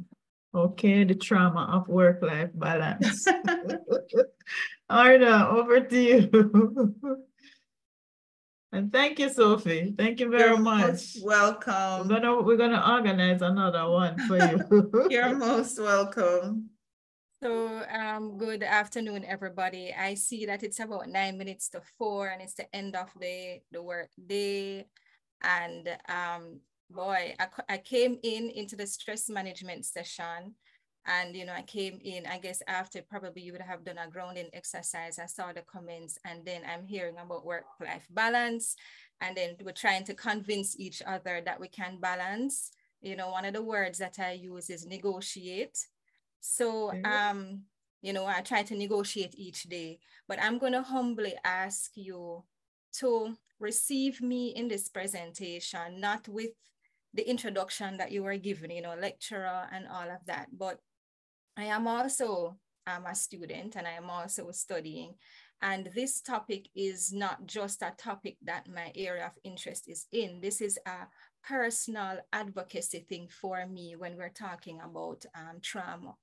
And when I came in, you were talking about stress management. So many of us, as we try to negotiate work and we try to negotiate caregiving responsibilities, certainly for me, and you're trying to do your best each day. But when you come into the space, you come in with so many things carrying from perhaps your past and your present. So I just wanted to talk to us, start the conversation as I have it here, because it's really starting the conversation. And this is a presentation I would have done already. To say we need to start the conversation about how do we cope with those things that would have happened to us. Because really and truly, the whole entire afternoon, you have really been talking about mental health.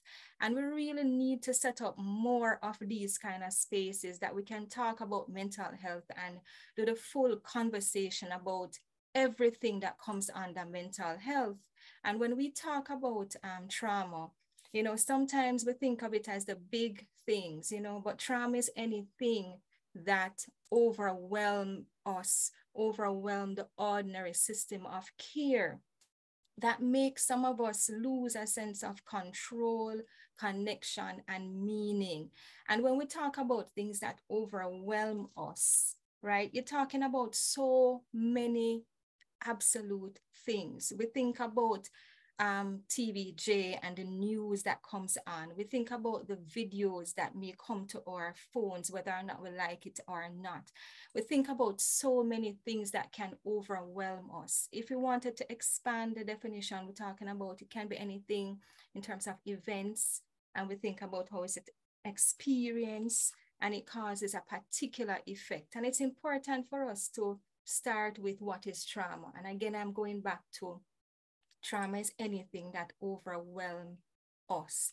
So the important thing for me to let us having the conversation is that because we are all so unique, I always say if persons perhaps were like me only, this place would just be black and white, because I'm a pretty reserved kind of person, all of us are different, and what would make us be overwhelmed is also different and unique. And we have to respect that everybody is fundamentally different. What will stress out some people won't stress out some people. But what we should also consider is that it does not matter the cause of trauma. Once it enters our life, we really filter life differently. Right? Survival's energy now become more focused on suppressing that inner chaos. We talk about we're suppressing what is happening to us. We are thinking about how do we cope? How do we begin to understand and see the world? Because we now see the world through a different lens once something has happened to us in the realm of trauma, right? Here you have at the bottom, you would see trauma is stored in the body, right? Basil Vennock says that trauma is more than a story about something that happened long ago. I really always go on and say to persons, listen, something could have happened 10 years ago, for me, 30 years ago. And it's as if when you have some sort of memory, some sort of trigger, it's as if it happened this morning, right? Because our body keeps the score. When we talk about survivor's energy, we are now focused on, okay, this happened to me. What do I do? How do I protect myself? How do I make this not happen again? what kind of reinforcement, what kind of bubble can I put myself in? And we tend to have this kind of conversation with ourselves. And the question is why? We are now wired for threat. And we always go into, all right, this thing happened to me. How do I protect myself? We shift our worldview. It impacts even our spirituality. It creates a sense of being unsafe, right? And we try as best as possible to adapt to what is happening, right? Our bodies are really activated for threat. Something happened 5 years ago, 2 years ago, 3 years ago, and our bodies send signal that, look here, we are now triggered for cues, and our brain is signal that, look here, I'm in danger, I'm in danger. Because, you know, our bodies are just such fascinating things and always truly, truly trying to protect us. You know, I put this here, and I always, again, want us to recognize that people hide their truths. On Tuesday, I did a presentation similar to this where, you know, I had a knapsack, and I say, people are carrying around a knapsack with many things in it. We don't know what people are carrying. People are wearing that mask. Chances are when you go into graduate studies and, you know, persons are there interacting with you, you don't know what is into their mind. You don't know that perhaps 2 weeks ago they met into a car accident. You don't know that they have perhaps a sick mommy at home. One of their child is not well and they have to be attending to you, but they're really checking the phone every minute to see what is happening. You know, people hide their truths. And if people hide their truths, then we need to ultimately engage with persons to say, look here, we really don't know what is happening, right? We really don't know what is happening to persons. So we need to step into a form of non-judgmental attitude, go with persons to say, look here, we don't know what is happening in their lives. Because when people are triggered, people show up in different ways. And you know, people show up like what is you see in front of you. People go into different modes to protect themselves. Remember, I spoke about that people go into protection, and in front of you is how persons protect themselves. People fight, people freeze, people run away, you know, they take for themselves, or people fawn, they collapse, right? And what exactly does that look like in terms of a behavioral perspective? It looks like this in front of you, right? When you talk about fight, you may be dealing with persons, you may be dealing with your classmates, you may be dealing with, even as lecturers, persons show up in the class space and they want to control the group presentation. You know, they tend to get irritated and you can't figure out why. Why is it that I'm trying to navigate this group and the person just keep getting irritated or angry or that kind of thing? Perhaps something has happened to them. Perhaps this is their protection. This is their armor. They are just trying to protect themselves. Or some persons might go into flight mode, which looks like, in terms of behavioral manifestation, the chronic warrior. No, I can't send in the assignment like this. No, okay, I'm doing the presentation. Okay, I'm going to send it to myself. I'm going to email Geraldine. No, I'm going to email Doreen. I'm going to send it to my phone. You're just always worrying, right? Or you just can't bother come class, you know, or you go into fear. Everything makes you fearful. And I want to say that, you know, if these things are happening, all your body is trying to do, it's in survival mode. It's trying for you to survive, right? And this may be one of the ways in which you are surviving. Some persons go by themselves. You take away yourself. Or for some persons, they might go into people pleasing, or you're saying yes to everything. Before we talk about work-life balance and negotiating. Okay, I'll be the group leader and you're group leader for 4 courses, but can you manage that with your work commitments? Can you manage that with caring for your child? Can you manage that with some presentation that you have to do? Are you going into people-pleasing mode as a way of your protection? Is it that you just have a difficulty saying no? Because one of the things I want you to remember, no is an absolutely complete sentence. You don't need to give any explanation. You don't need to do anything like that. So we're talking about what trigger you. We talk about what your protection may be if you have trauma on board. And I want you to remember that when trauma enters your life, you really reshape your trauma reshapes your system, that you're really prone not to a pathway of connection but more protection. How can I protect myself from making something else happen to me?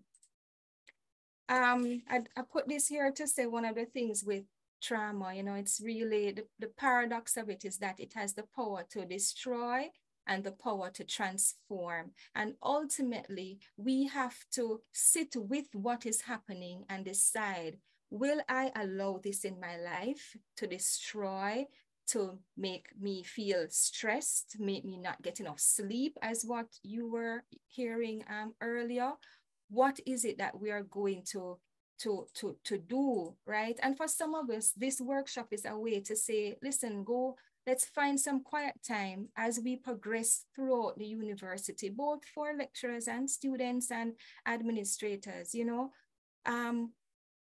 Do I need to sit with myself? Do I need to do a self-assessment to say, okay, this is what is happening. I am protecting myself. I am getting angry. I am saying yes to everything. And if that is happening, my question is, listen, we have to cope. We have to do something. We cannot continue living like this because guess what? High blood pressure is real. Diabetes is real. But where do we begin? And I am going to mention some steps, not in any detail, but just to say, just like how I spoke about triggers, I'm going to talk to us today about what we call glimmers. And glimmers are just those tiny moments of peace and joy in everyday life that brings us back to connection, safety, and just tells us that, look here, I am safe. A lion is not after me. This lecturer is not after me. I can do this. I can't do it in 2 years. I may do it in 2.5, but I can do this. And many of us need to choose the glimmers that fit our life, right?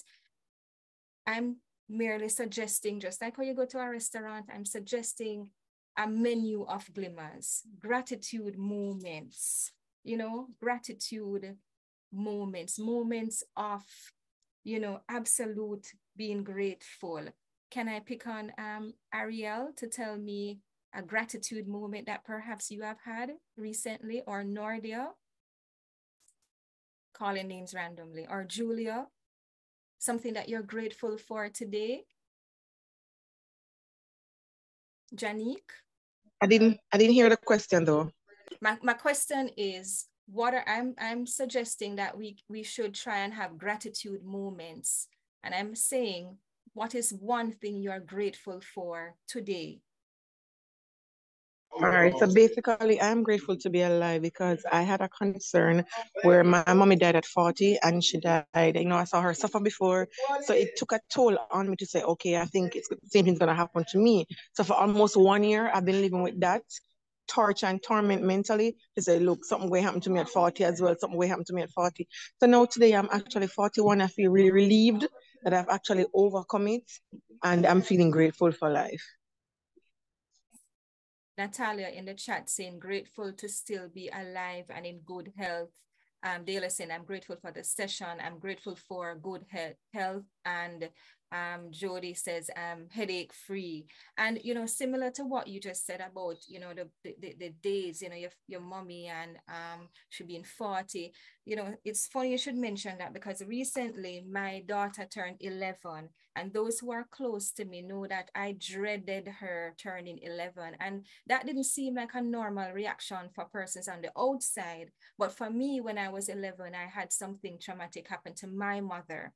And that number meant something to me. And I had to step back. I had to sit with myself.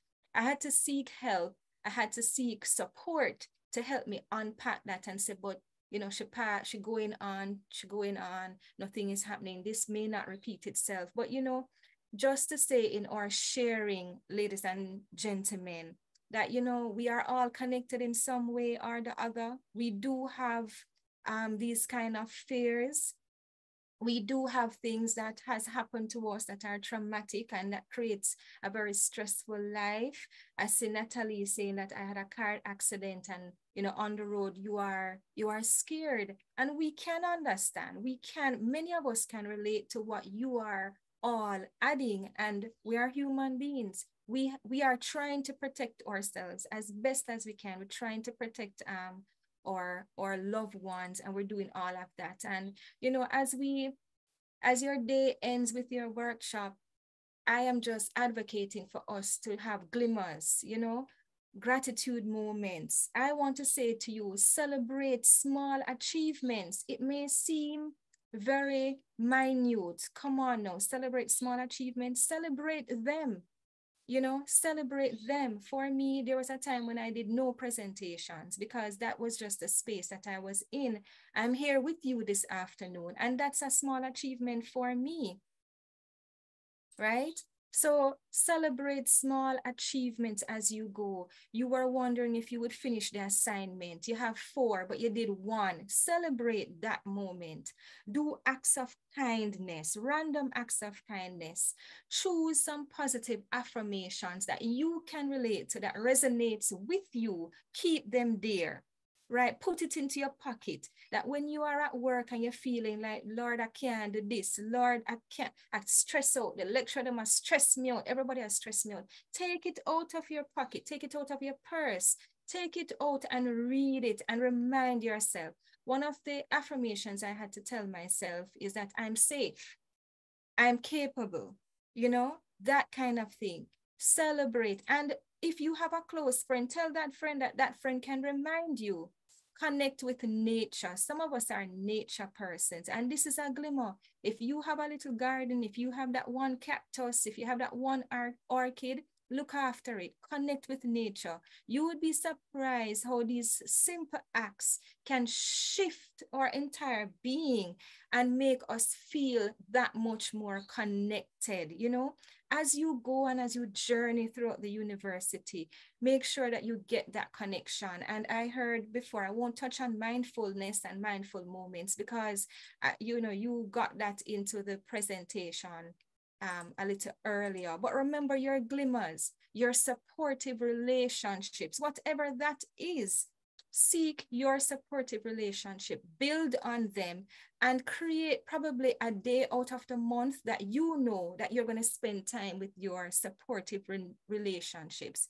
In this business of balancing and negotiating and doing all that you can, remember that sometimes you have to be deliberate. Timetable in that supportive relationship, timetable it in. I'm not going to even touch on physical well-being because you got that already, and practice reflection, you know, practice to reflect on your day, practice to just sit with yourself, practice to be intentional in so many things you do, because as is in front of you, remember, well-being is not simply the absence of problems, but the presence of strength. We all have different things about us that is just absolutely so fantastic. You know, the simplest of things. And again, we need to celebrate those and we need to hold on to the glimmers. So when I am talking about coping with trauma, I'm saying, remember, get your little menu, just like you go to the restaurant, get your menu of glimmers that will make you feel better. Those moments that will carry you through the difficult moments. I want to leave you with to say you need to practice to pause and slow down. I know you have a tons of things doing, but I started earlier by saying the body keeps the score. Your body will tell you that you need to slow down. And you really don't want your body to indicate that to you very long because you may not like where you end up. I want, as we leave this afternoon, to say, be gentle on yourself. Go easy. If some of us lived your life, we couldn't function more than a day. And you know the life you are living.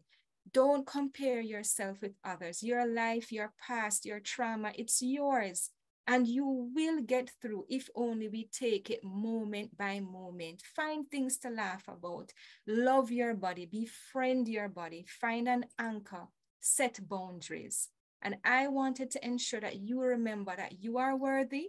You're allowed to talk about anything that you're going through with your supportive systems, and UWI has stuff in place too, that you have persons that will communicate with you. Remember that you deserve to take up space in this world. You deserve to take up space at the university. You are here at the right time, in the right moment, and this is where you should be.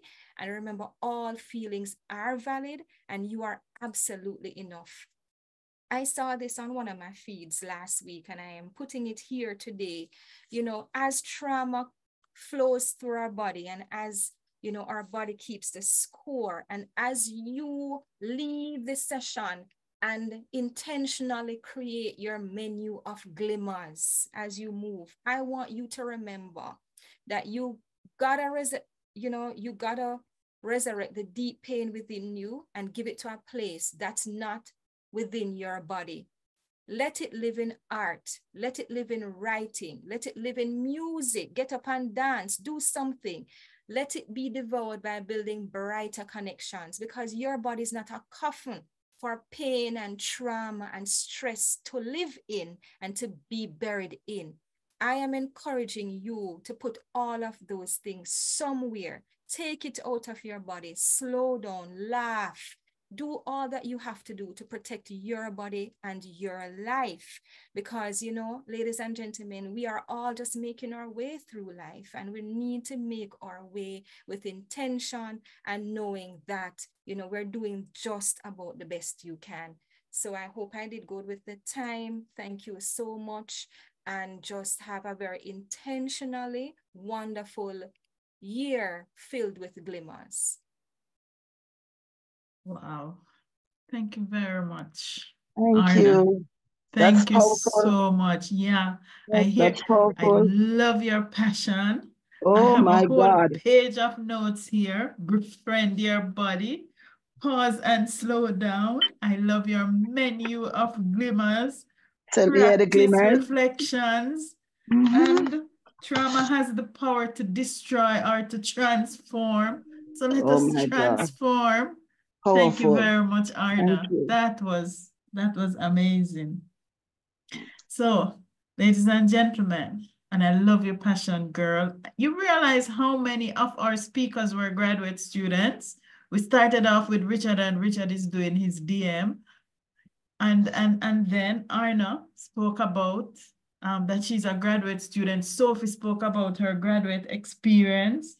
You realize what's happening here. These people are going through the same things that you're going through, and they understand, so they can give good advice. This is what happens when we get together and put our heads together. You know, we can solve many problems. So ladies and gentlemen, I don't know if you have any questions for any of our speakers. You can raise your hand, and then I will identify you, and you indicate who you want to direct this particular question to, and they will respond. So any questions? Thank you, Arna. That was beautiful. Yes, Samson, I see a hand. My apologies. I got bumped up a number of times, so I wasn't able to put my name back properly. I'm Lillian Miss McDonald, currently a graduate student, and I must say I'm really so happy for the invite to this mental health session workshop, which was really, really very beneficial. What I wanted to ask is to the presenter, who she spoke about sleep, and she spoke about exercise being, you know, even better than therapy.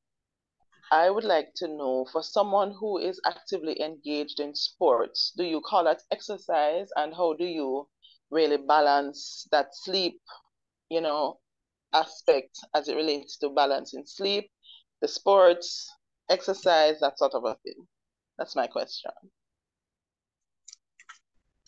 So who wants to take that? I don't know if it's Jody or Sophie.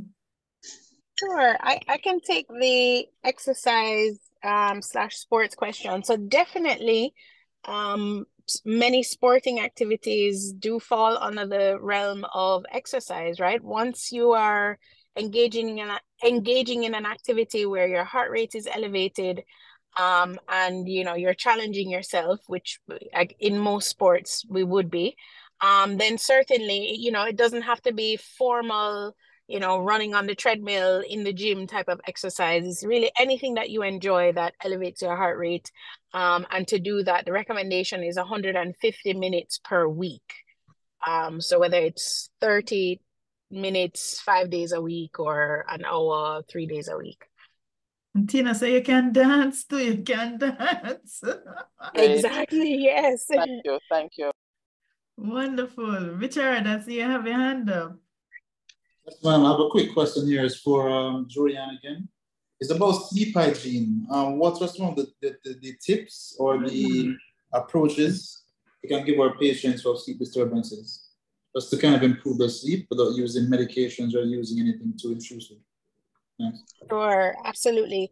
So one of the most effective sleep hygiene techniques, I know you'll hear lots of things about, you know, the phone and the blue light, etc. But actually the most effective sleep hygiene tip is to try to go to sleep and wake up at the same time every single day, or as much as possible, including on the weekend. So figuring out, okay, at what time naturally do I start to feel sleepy, and can I build a bedtime around that, a consistent bedtime around that? And given how many hours of sleep I want to get, whether it is that I'm just working on just slightly increasing the 5 hours that I get, or if I'm trying to work on the 8 hours, what does that mean in terms of when my wake up time should be? And setting those times as consistently as possible. And what happens over time is that our bodies naturally respond and react when we set those times consistently. So over time, you will be falling asleep at that same time and waking up at that same time with very little, if not no effort. So that's the best thing you can do for your sleep hygiene. There are other things to consider. As I mentioned, not eating very close before your bedtime, dimming the lights around your home by a certain time. So maybe a couple hours or an hour before you go to bed, just start dimming the lights, or maybe turning on a lamp instead of the overhead light. Certainly reducing the time that you spend on the phone or with the phone close by in those few minutes before bed. That's going to help too. A lot of us engage in what we call doom scrolling, right? Where we're scrolling on social media and then all of a sudden it's 2 a.m. Those are some of the basic ones. One thing that I do that I find helps too is I drink a glass of lemon water just before bed. And I find that it helps me to relax a little bit. It gives me like a little dip in my blood pressure, and it helps me to feel a little bit more relaxed. But yeah, those would be the main things that I would suggest. Thanks for that. Appreciate it. Excellent. Thanks, Jody. I'm going to try the lemon water. Teacher, I see you have your hand up.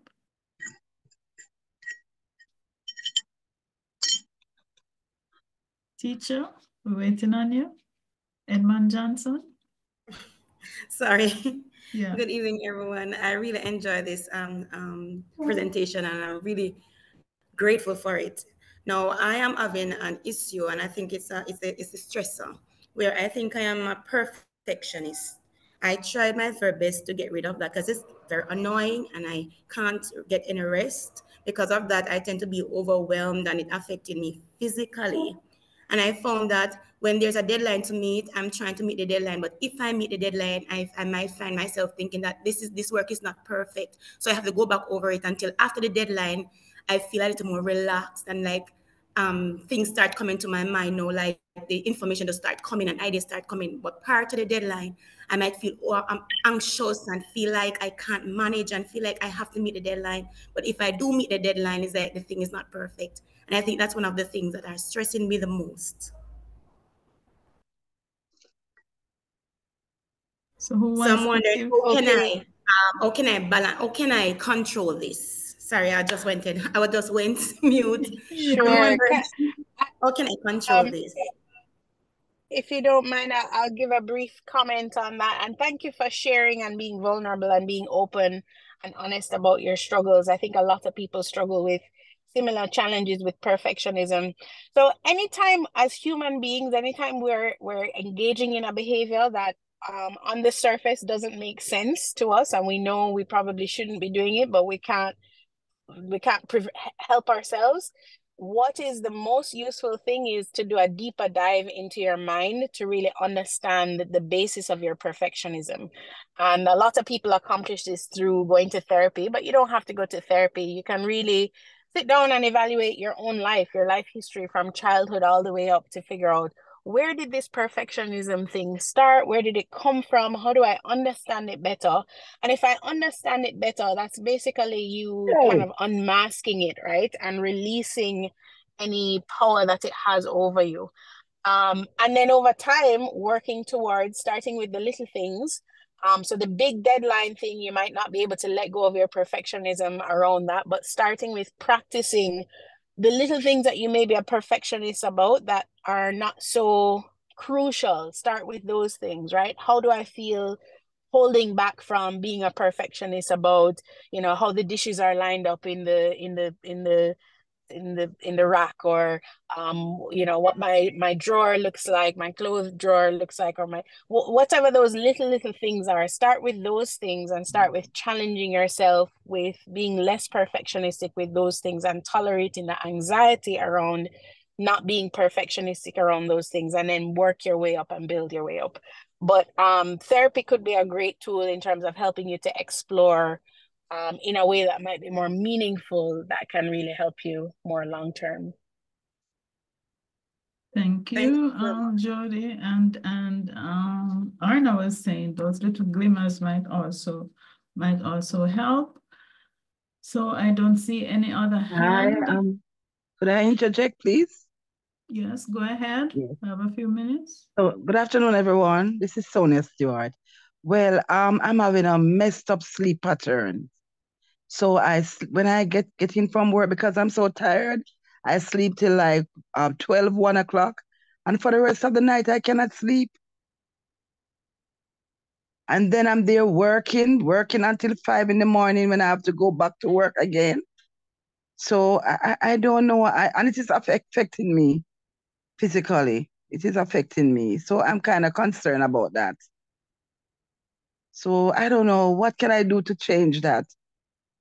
Don't sleep. But I'm so tired when I get in the evening and I just go straight to bed, sleep. It's really affecting me. My blood pressure is elevated now. I'm on sick leave for 5 days because my blood pressure is high. It's not going down. So I'm really, really glad I just bumped into this session, and I'm really, really empowered by it. I'm really reflecting now and really want this thing to change. Can I just interject? Yes.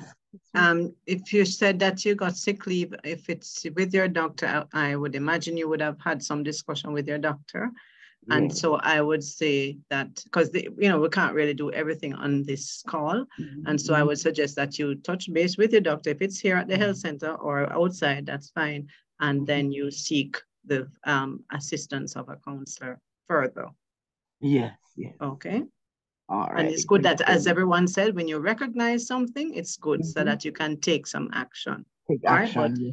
So don't be hard on yourself in that stressing so much about it. You have done some steps, you have gone to the doctor, you have got a little sick leave, you're then trying to look and try to remedy the situation. So that's a good step.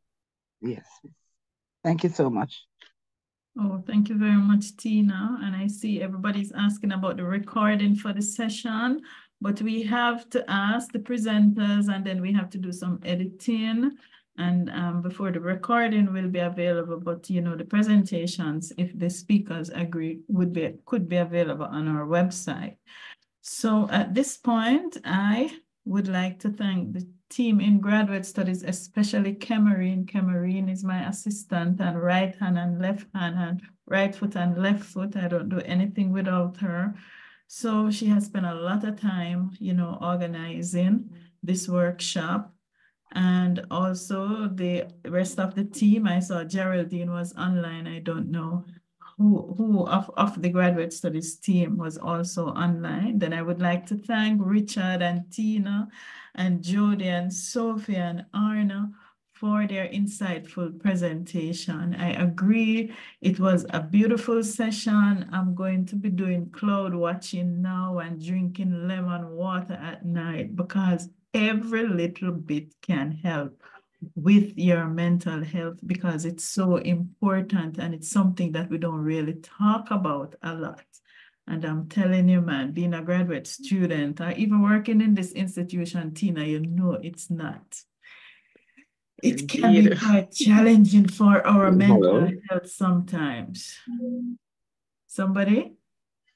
Yes. Good evening. I thank you for the session. It was a very enlightening session. Just one question. Is there any possibility that this session could be used for STEMI credits?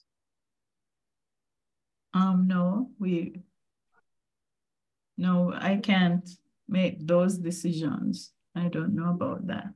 Tina, maybe you can advise, because it's just for, you know, our graduate students getting together. As it relates to the medical council, you would have had to send it in before, have to pay and all of that. So no. Yeah. Okay. Yeah. Okay. Yeah. Thanks.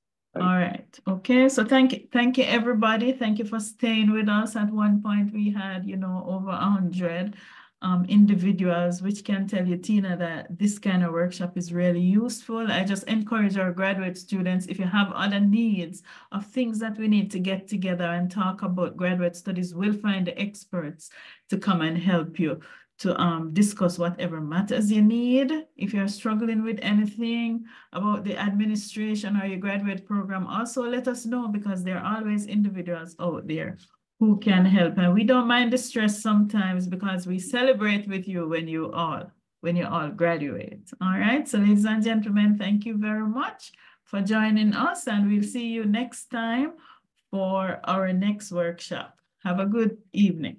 Bye-bye. Thank you too. Goodbye. Thank you. Thanks.